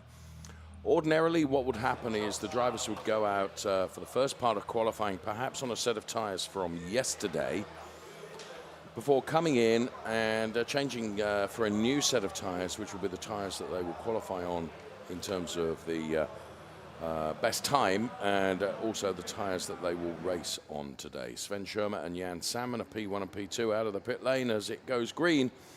And the 30 minutes is underway for our Ferrari Challenge Copa Shell Am drivers. As we look at the Louis Peruscia car making his way out of the garage, Louis is a really good driver, and we see him here in Europe. We've seen him in the States as well. And there you can see Sean Hudspeth, who is driver coach to Alberto Duran. Great to see you both. Alberto, it's a delight to have him on the grid, along with his son Rafael, who races in Pirelli. Here is Andreas Koenig then, who was doing all right in the race yesterday, and then wasn't doing all right as he found himself in the gravel. But we get a thumbs up from Andreas Koenig, and already we have a yellow flag at turn 3 in our Copa Shell Am qualifying, as you can see, Formula Racing driver warm-up there. Going on for Boris Gideon, who found himself race winner yesterday. And I say find himself race winner. It was because there were so many penalties awarded yesterday that Pino Frascaro, who is wished well by his daughter, and Pino Frascaro yesterday in the pit lane was doing a great job dancing along to a fine Earth, Wind and Fire song. Here is Henrik Kamstrup, who had a torrid time of it in the race yesterday. He'll be hoping to right the wrongs of yesterday. Say we have that yellow flag at turn 4. We know not why, but it will impact the drivers in qualifying now. We've got a red flag. So I can go back to the Pino Frascaro story. So Pino Frascaro, along with people down there in the pit lane, what's brilliant is the camaraderie when it comes to podiums. And Pino Frascaro was not on the podium yesterday, so instead of being on the podium, he goes to the bottom of the podium to salute those drivers that are on the podium. And in so doing, was dancing along to Earth, Wind and Fire's September. This is the reason for the red flag, potentially. And that, I think, is Alvaro Ramos. He's on the track, but who is out of the track there? Is that Alexei? That might be Alexei Komarov. I am not sure. Okay, so we have a red flag, and that means that the session is suspended with 28 minutes and 5 seconds remaining, which means that no drivers really have been able to set a time. Well, not really. They haven't been able to set a time because no one's been able to put a lap in yet. So effectively, when we go back to racing, it will be, or go back to qualifying, it will be almost for the full duration. So there'll be a queue at the end of the pit lane, I am sure. I remind you that you can integrate with us and be part of our Ferrari Challenge weekends. We would love you to do so by joining us on our social media. On Facebook, it's Ferrari Races. On Instagram, it's Ferrari Races. And on X, it's at Ferrari Races. This is at Henrik Kamstrup, whose driver coach is Stefano Guy. Here's Andreas Koenig, whose driver coach is Trofeo Pirelli champion from last year, Giacomo Altoe, who acts as a driver coach consultant to Emil Ferrari Racing, the very team that saw him succeed last year in taking that Trofeo Pirelli championship. This is Alvaro Ramos then, parked up in the pit lane, and alongside me is Nico Spalek, red flag. Yeah, red flag, and parked up alongside you. We're biding our time until we will be going back qualifying, and I mean that gives us maybe a little bit of a moment to reflect on yesterday's race, and I guess we could haven't got long enough. Yeah, I was about to say that might be very long. I mean, it was a very eventful race, and there is Norikatsu Shibata. So it wasn't Alexei Komarov, let me make that clear. Their livery scheme is very similar, so it was Norikatsu Shibata then that we saw parked up on the runoff area, and not Alexei Komarov. Apologies, Alexei, but the color scheme's very, very similar. Sorry for interrupting you.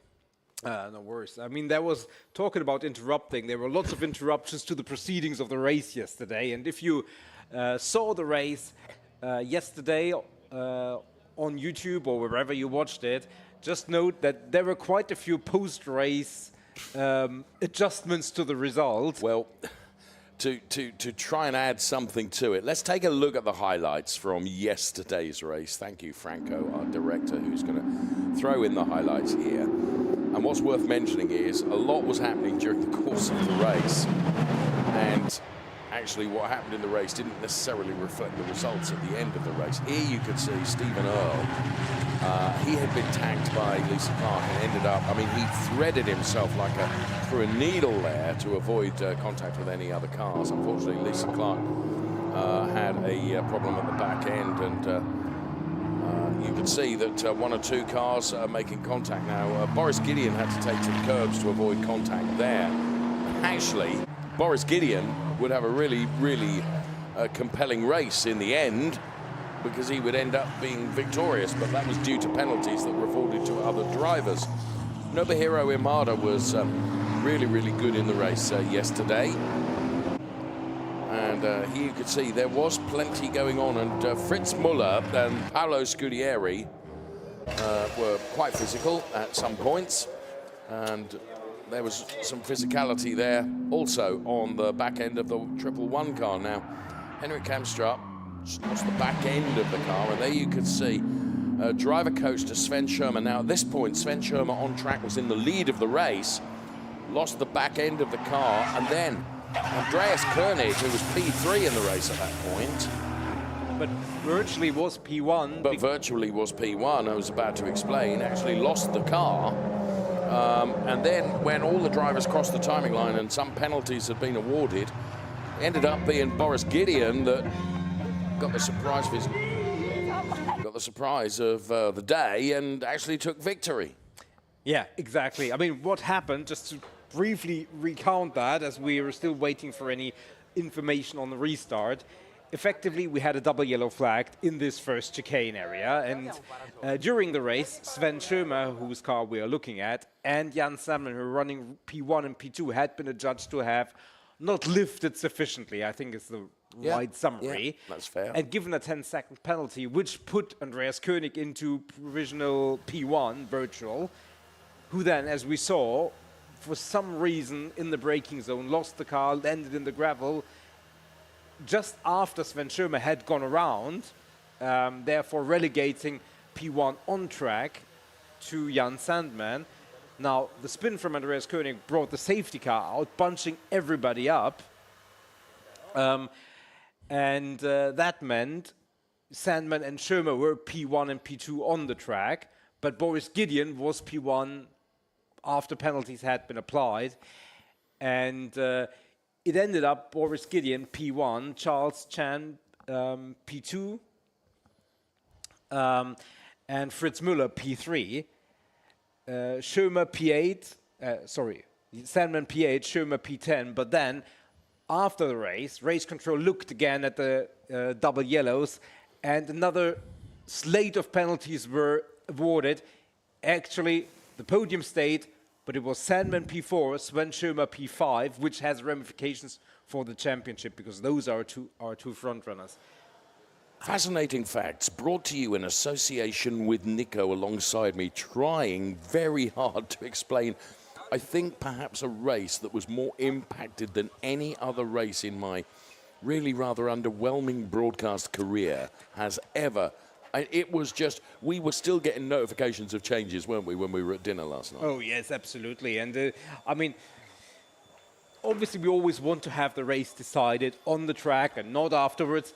But rules are rules. Rules are rules. And you have to judge them as quickly but as fairly and consistently as you possibly can. And I think Claudio Garavini, who must have gotten a magnificent overtime pay yesterday because he worked until after midnight. And in fairness, it's not only Claudio Garavini. He has a lot of staff around him. Absolutely. And they have lots of data. And it does take time for some of these things to be looked at. And in the spirit of complete and total transparency and doing everything by the rule book, they do it. And they consistently do it. There are, if I may be so bold, there are criticisms of other championships which have perhaps race officials that change from circuit to circuit, and therefore there's sometimes inconsistency in terms of how the rules are applied. That absolutely does not happen in the Ferrari Challenge.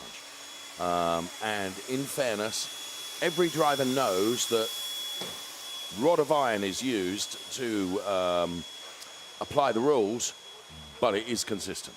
And another factor, and that's actually something we forgot, or I forgot, in my recounting because there was so much going on. Yeah. Charles Chan, who finished P2, had been given a 5-second penalty for a fourth track limit infraction. I don't know if the team protested or whatever. They looked at it again, said actually number 4 wasn't an infraction, took that infraction, therefore the 5-second penalty off the board. So Charles Chan went from being penalized and down the order to P1.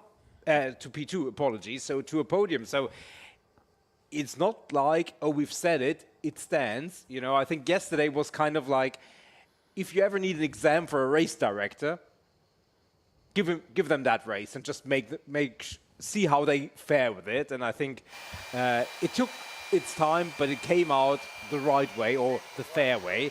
And we will come out in a minute and a half or so and resume this qualifying session. Yes, and we're looking at the Andreas Koenig car right now, who, yeah, as Nico pointed out, when we looked at the highlights clip just a few moments ago, Andreas Koenig was virtually P1 and then lost the car and ended up in the gravel. So he'll be hoping for a better result today. We have a big grid of cars. There's 19 cars out there, and Shintaro Akatsu is one of them. You can hear and see the air gun being used on the engine compartment of the 115 car right now, which I have to say is a truly marvelous looking 296 challenge car, and we are 50 seconds away from the session resuming for our Copichel Am qualifying. That is a really, really interesting shot inside the car of Henrik Kamstrup. Now you can see there's a big screen in the middle of the dashboard there, and if I may explain, that gives them, that effectively is Henrik's rearview mirror. Because the cars have a big, big safety bulkhead, they have to use a camera and screen combo to provide images from behind the car. And every driver that I talk to says that the rearview screen is vastly superior to a rearview mirror, offers you a much better image of what's going on behind. So The reason for that is because of this big safety bulkhead behind the driver, reinforcing still further the integral safety of the 296 Challenge car. As now we can go back to green flag conditions for our qualifying. 19 cars with the potential to make their way out onto the track to try and go qualifying. Going out are Stephen Earl, Norikatsu Shibata. Of course, won't be, because he was the reason for the red flag.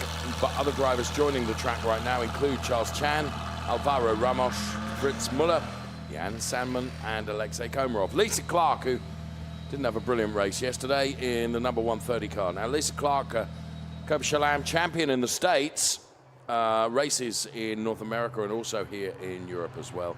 She'll be hoping to have better luck today.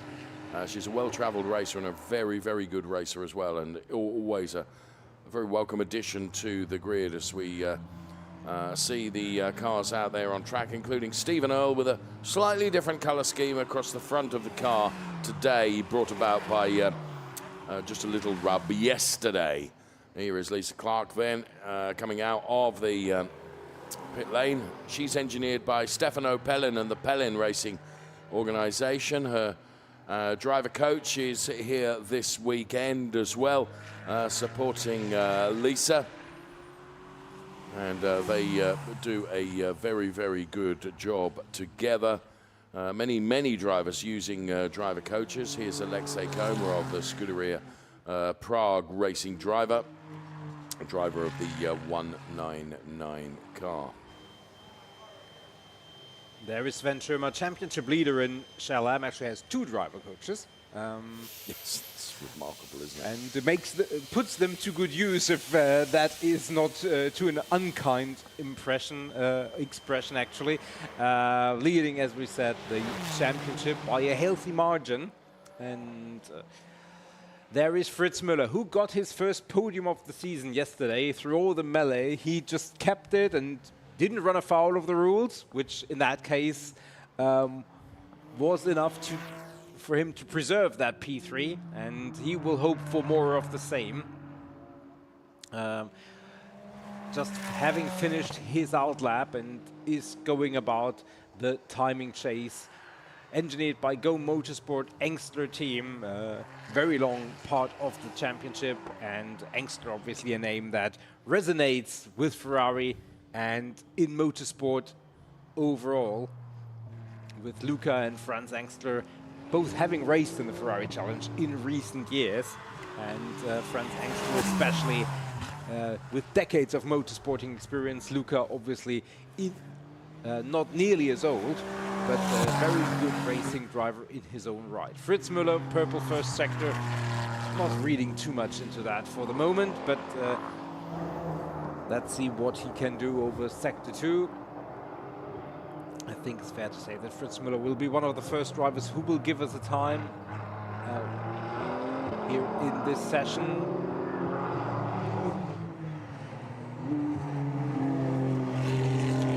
Final few turns of this sector, the highest point of the track, and then it's 2 very sweeping right-handers towards the timing line and starting another lap, but putting the first lap into the book. Fritz Müller, it's gonna be a time that will not figure at the end of this session. I'm safe in saying, I believe, a 1:48.254. We're still quite a few seconds away from where we were in quali yesterday. But the likes of Jan Sandman and Stephen Earl slot in behind Fritz Müller for the time being. With just under 24 minutes of the session remaining, still plenty of time for the lap times to be improved by the drivers. We hope for no further interruptions to our qualifying session. But the thing is, and that's why, and we've talked about this on a number of occasions, why sometimes it pays to bank an early lap, if you will, because it just gives you the opportunity to have that almost safety net in case anything should happen during the qualifying session, which may impact the running of it. And we've seen that happen on a number of occasions today, being one of those, of course, as we watch the car of Jan Sandman right now, currently 4th fastest. And Jan Sandman, who has raced very, very successfully. Alvaro Ramos has gone quicker than anyone in Sector 1 right now.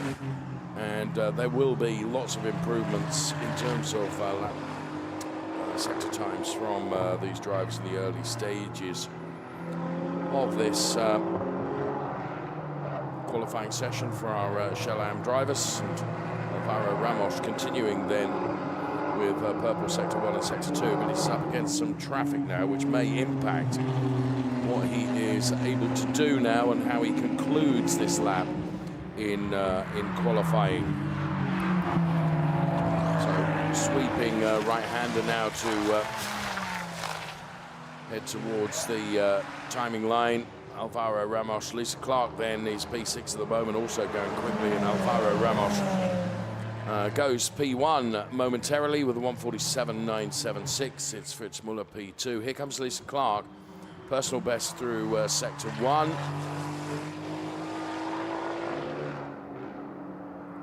And it's Ramos, Muller, Earl, Guy Favet, Shintaro Akatsu, Jan Salmon, Lisa Clark, Charles Chan, Louis Pruscure. You can see from the left-hand side of your screen the way it looks at the moment in terms of qualifying. Yeah, half of the drivers not figuring out on the track, although we see a number of drivers just having decided to take part in this qualifying session, having come out of the pit lane, so the track is getting busier by the minute. But the likes of Boris Gideon, Andreas Koenig still in there. I mean, especially Emerald Fry Racing for Andreas Koenig have sometimes left it very, very late and have had master strokes in terms of strategy. Lisa Clark goes to the top of the times, 1:47.026, so a good lap, putting it all together for Lisa Clark. Had a good qualifying yesterday. Unfortunately, as we saw in the highlights, it didn't even last into turn number 1 before she had that coming together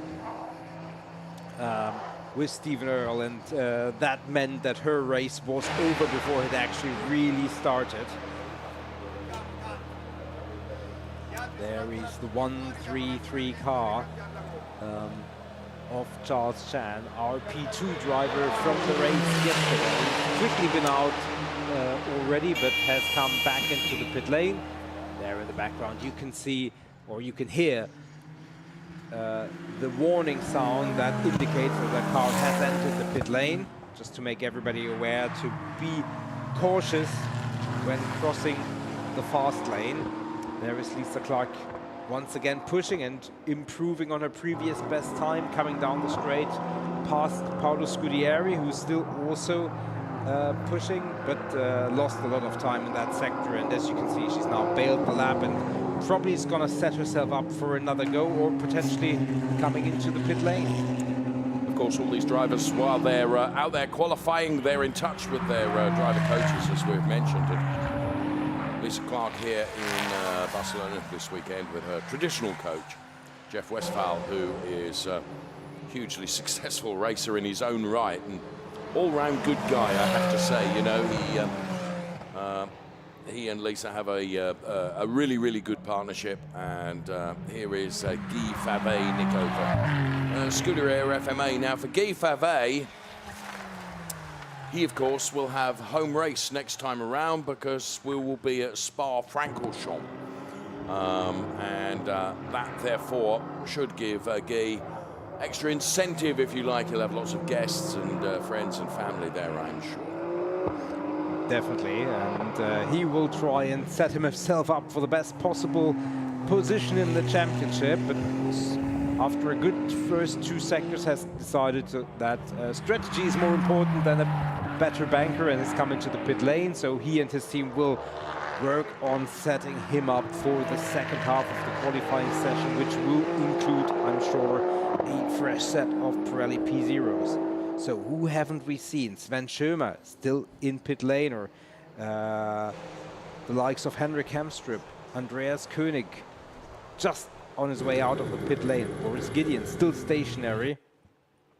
So lots of drivers haven't really figured into this session and will do so in the remainder. Henrik Hemstrup, we go on board and look at the telemetry as he's setting himself up here at the highest point of the track, and that will be those 2 high-speed corners, downhill first of all, pit entry to the right-hand side, and now the final turn. There come the big grandstands here on this Formula 1 circuit in Barcelona.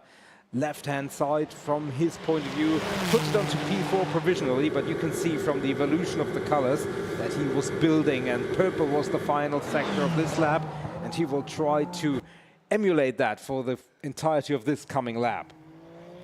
You walked the circuit on Friday evening. I only walked half of it before I was called away for more television production commitments. Sorry. Well, it was hardly your fault, but I think what track walks give us is perhaps an even better understanding of the nuances of each and every track. And something you were saying, and we were having an argument with our Sky Germany colleague with regards to the elevation here at the Barcelona circuit. And you and I both felt that it came in the final sector of the circuit, the highest part of the circuit. Oliver Fendel, to give him a name check, was adamant that that wasn't the case. And actually, when you continued your track, I only managed to get Sector 1 done before I was called away. You and Oliver completed Sector 2 and Sector 3, and I think it was proven, wasn't it, that the final sector is the highest part of this track. Yeah, I mean, we're talking small differences, and honestly, from intuition, you couldn't tell, you know, because sometimes the elevation change is so little compared, you know, it's not steep by any stretch of the imagination, but this long back straight, you know, you can't quite judge how far is the difference between the beginning and the end, and therefore how much is the climb towards the final few turns. So it's really, really marginal differences. But yeah, as you say, you know, you really get an understanding of the track in terms of where are the tire marks, where do you see how far the drivers push towards the very edge, and how thin the margin it really is between nailing it and just running that 30-40 centimeters wider and you're on the gravel. It's these small things that you really appreciate only once you're out there and see how small the differences are. Talking of nailing it, Andreas Koenig, who literally just came out of the pit lane, has nailed it and gone P1 for Emil Frey Racing with a 1:46.213. So let's see what Andreas Koenig can do, because he's on an improvement push right now on his second or third lap. I think this will be his third lap. So he did an outlap, then his first lap was the one that put him to the top of the chart, and now he's on his third. And as you can see, it's a purple sector 1 and it's a blue sector 1, purple sector 2. So personal best through sector 1, better than anyone through sector 2. So this looks like it's going to be another improvement from Andreas Koenig then, heading towards the final turn, and therefore the timing line. So previously 1:46.213, make that now a 1:45.503 in only 3 laps, Nico. Yeah, and that is exactly how the Emil Frey Racing team and Giacomo Alto have pictured it. I guess he will go again, because I do think that the progression would indicate that he might have an even quicker one in him. But if he can do that, that would be effectively nailed it, job done, tire preserved. We go to Hassan Debussy, who is, after 2 sectors, a second off the pace, but certainly still on trajectory for an improvement. I'm loving the color scheme, the new color scheme on the Hassan Debussy car, which is very, very similar to Nobuhiro Imada. I have to say now, Nobuhiro Imada in a different category, but nonetheless, Hassan Debussy and Nobuhiro Imada are almost sharing color schemes here.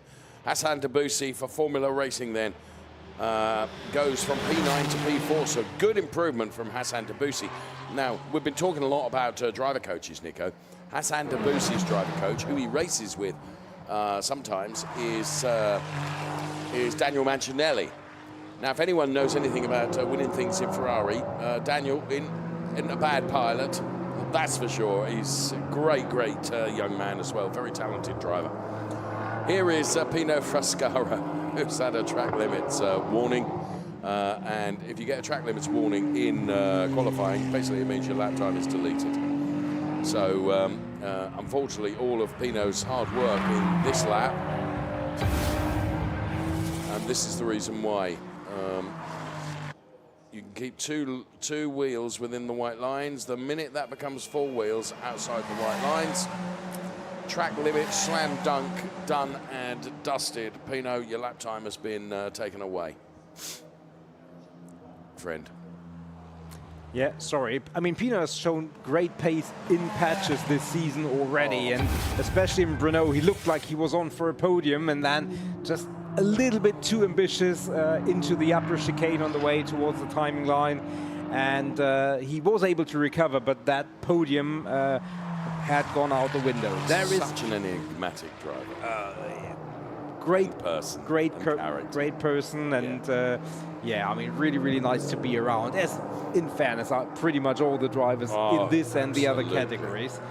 Boris Gideon, who, what the hell happened moment after the race yesterday, because I imagine you're told some things by your team, but not everything that goes around you, because you can't be distracted too much. And you would have been distracted. Yeah. Especially in a race like yesterday, Boris Gideon all of a sudden found himself a winner. I say that with the utmost respect. And he was on for a good lap there, Nico, but track limits caught him out.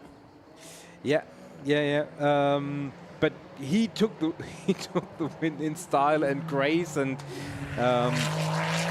well, he will hope to have even more pace in himself and the car to win the race on the track. Lisa Clark, P5. Racer mum, Lisa Clark.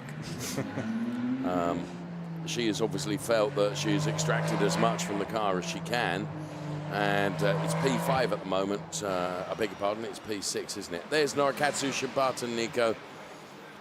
He's perfectly okay. We saw him with a red flag, and do you know what? Norikatsu, like Charles Chan, like so many of the Ferrari Challenge drivers, that just live with so much enthusiasm for their racing and everything that goes on. Lovely. Yeah, definitely. Bringing to mind Motohiko Isozaki, who's not here, but shout out to Motohiko. He's always a great presence in Europe, in the Japan series, and he wears his emotions on his sleeve. And Motohiko would finish his race, jump out of his car, run to the grid for the next race to wish good luck to every single driver. I mean, you're right, Nico. Fantastic enthusiasm. Absolutely. So, back to this qualifying session. 10 minutes remaining, and we have purple sectors from Sven Schirmer, from Louis Peruskia, Jan Sandman is quick, Charles Chan is quick, Stephen Earle is quick, Andreas Koenig just 16 1/1000ths off his previous best time. Boris Gideon has just done a time which is good enough for P2 without a track limits issue. Here comes Sven Schirmer right now. Expect the times and the sequence to change, starting with Sven Schirmer. No time for the moment, and expect him to vault all the way. Everybody, P1. Talk about the progression. Yes, here comes Jan Salmon, who will be very aware of the fact that Sven Schirmer went quickest. Well, no you don't, as Jan Salmon is the first driver to put it into the 44s, Nico, and he's gone 3/10 quicker than Sven Schirmer. I mean, there's great competition between these two drivers, isn't there? And here is Jan Salmon then pushing and pushing in the 186 car, driving for Kessel Racing. And he is utterly determined. I had lunch with him yesterday, and his determination. He needs to bank every point he can in the Drivers' Championship, Nico. And, you know, an additional point that is awarded for pole position in qualifying. Nico, come the end of the season, how valuable could that one additional point be? Yeah, absolutely, and especially because it sets him up for P1. Sven Schirmer has shown that he is very difficult to overtake and that he's very consistent. So starting the race from P1 can be uber critical, especially on a track like here. Let's see, Sven Schirmer in striking distance, just a 100th of a second off the pace. Jan Salmon coming to the same spot now, and he is 8/10ths quicker. That is a statement and a half. Jan Salmon, if he can keep it on the track, no track limits, this could be a lap that would be so uber difficult to overcome by anybody. Let's see. Sweeping turn, keeps it. Maximum momentum, takes every little centimeter that he can legally in terms of track space and beyond. Final turn, a 1:44.793 becomes a 1:44.084. A full second quicker than Sven Schirmer and everybody else. So as Jan Salmon crosses our speed cam then, he is P1, Sven Schirmer is P2, Andreas Koenig is P3, then it's Charles Chan, Boris Gideon, Fritz Muller, Paolo Scudieri, Stephen Earle, Henrik Kamstrup, Pino Frascaro. They are the top 10 in our qualifying session for Ferrari Challenge Copa Chelam. We've still, though, got 7 minutes remaining in this qualifying session, which means that times can come down still further. A number of drivers have decided that they've done enough. Hassan Debussy, one of them. Lisa Clark, another one. And Louis Peruscua, perhaps as well. And Norikatsu Shibata, regrettably, is out. Henrik Kamstrup coming out of the pit lane to have another go. We've seen him right at the top of the charts before now, as Jan Salmon is not improving on this lap. No. 1:44.084, he's best thus far. No, but he's not far off, so let's see. I think he's bailed this lap. He's certainly not quick anymore, but maybe he will stay out there to see if someone else is beating his time, or he will just say, well, you know, whatever happens, this is probably as good and efficient with the tires as I can be. He's done 10 laps overall, but not all of them on the fresh set of Pirelli P0, so I think he's been very efficient, as has been Sven Schirmer thus far. And tire longevity certainly going to be critical in the race this afternoon. Our Chelam drivers will be the icing on the cake, the final race this afternoon. That means they'll also run maybe in the most heat at roughly 4:30 p.m. this afternoon. Peter Frascaro currently only in P12, so he would like to move a little bit up the order. Not sure if it's going to be happening on this lap. 5.5 minutes remaining. However, the intensity has gone away a little bit. Who's quick outside of Pino Frascaro? Maybe he will have another go. Boris Gideon in P3, just with a personal best. Shintaro Akatsu with a personal best. Alvaro Ramos with 2 personal bests. And now we've got a double yellow at P12. And I hope he doesn't beat it there, but I think he can keep it going. Well done, Alvaro. Good recovery there, because that could have, as you alluded, if it got beached in the gravel, that means it's got to be recovered, and that would be a red flag, Nico. Yeah, and for the likes of Boris Gideon and Sven Schirmer, who are still out there and pushing, that is good news that they can continue. Just the back end of the car, as you can see, getting away, because these drivers are absolutely on a knife edge, giving it everything they can. Jan Salmon, who's given it the most of anyone at the moment. There is the team, as Shintaro Akatsu, Nico, is third fastest. Andreas Koenig has brought the car into the pit lane. So he feels probably that he's done as much as he can do, as Boris Gideon has gone second fastest. So there's Andrea Gagliardini, one of the driver coaches to Sven Schirmer. Sven Schirmer, this lap is probably not going to do it. And I think by the reaction, he's probably going to bring it into the pit lane, and that would be, if he does that, and thank good. That's all over. That's going to be a second row start, actually, and that means, you know, if Jan Salmon has the ambitions, which I'm sure, and we know he has, to get on terms with Sven Schirmer for the championship chase, it's one in his corner, because he'll be right ahead of Sven Schirmer for the race start if everything stayed the same. And Henrik Kamstrup currently in P11, he would like to do something about that. Yeah. It's going to be over the final 3.5 minutes. A question if anyone...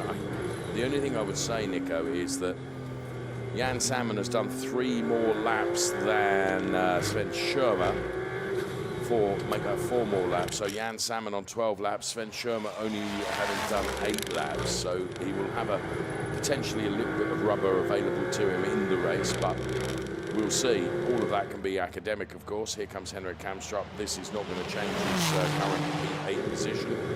That remains the same. So anyone setting sectors that mean we should get terribly excited?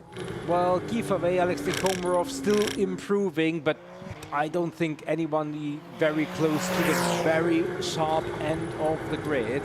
Andreas Koenig, Sven Schirmer in the pits. Shintaro Akatsu just improved and he beat out Sven Schirmer. So, excuse me, so there is a change of position on the second row of the grid. That means Sven Schirmer P4, Shintaro Akatsu P3. As things stand, Alexei Komarov moving up to P8. And Guy, we just said, he is still one of the few drivers still out there and pushing. Another driver still out there and capable of pushing, you know, is Charles Chan, isn't he? Charles Chan is currently P6. Here is Guy Favre then, personal best through Sector 1. Sector 2 was fairly ordinary. But we have less than 2 minutes remaining in this qualifying session for our Ferrari Challenge Cope Am drivers. The order is Jan Salmon, Boris Gideon, Shintaro Akatsu and Sven Schirmer. They occupy the first 2 rows of our provisional grid, if you like, for this afternoon's race to come. As Guy Favre rounds out another lap, and there is Sven Schirmer. Taking a look at what is going on out there on track. Just obviously felt that he wasn't going to be able to improve, and it was just not worth wasting the rubber in terms of chasing a dream that wasn't going to come to fruition. Yeah, and I think that is maybe part of the frustration, which at least I interpret into his demeanor there, that he feels like maybe he could have gone quicker, but the rational approach was to not do that, simply to be conservative in terms of saving the rubber for the race, which has to be extra frustrating when you feel like, actually, I could do something about this now. And, well, but I'm better off not doing that. Shintaro Akatsu improved once again, so better time, but wasn't quite enough and good enough and quick enough to get on terms with Boris Gideon for a front row start. But we're only talking a few 100ths of a second, so... This is Henrik Kamstrup, and as we split the screen, you can see Stefano Guy, Henrik's driver coach, talking to him on the radio. But I don't think there's going to be an improvement coming from Henrik Kamstrup. I think he is going to have to settle for his P9 position, because credit to Alexei Komarov, Nico, for Scuderia Prague Racing, who's gone P8. Well done, Alexei. Well done, Scuderia Prague. I think it's our qualifying is done and dusted. The checkered flag is out. I don't think anyone is improving, really. No, I think we have some drivers who are still out there. Shintaro Akatsu, one of them, having already done 14 laps across 2 sets of tires, it has to be said, but not really seeing any times that could trouble and could mean a improvement, or anyway a significant improvement at the front. So I rather think when it comes to at least the first few rows, as we see Henrik Kamstrup bring it to the pits, this is the result that we will have for the race. We just saw Andreas Koenig and Giacomo Altoe together. Here is Jan Salmon and Charlie Hollings, his driver coach, together there. So well done, Jan Salmon. He's put it P1. It's another point earned, isn't it? Oh, Shintaro Akatsu's gone around. But that was through the final turn. Pushing it all the way to the end. Absolutely, right to the very end of the session. Ooh. Well, he saved it initially, and then the car just got away from him. Yeah. So well done, Shintaro. The Reparto Corsa Ram team certainly happy that there was no impact of any sort, so Shintaro Akatsu can just bring it back into the garage, and I mean, that won't do the tires any good, to be fair, but here is our pole setter. Well done to Jan Salmon then, a time of 1:44.084 then gives him P1, and actually it was a big margin, 8 tenths over Boris Gideon, who's P2. Of course, we will bring you the confirmed classification as published by Race Control in just a few minutes' time. We're live from the Circuit de Catalunya in Barcelona. As Speak up, Charlie.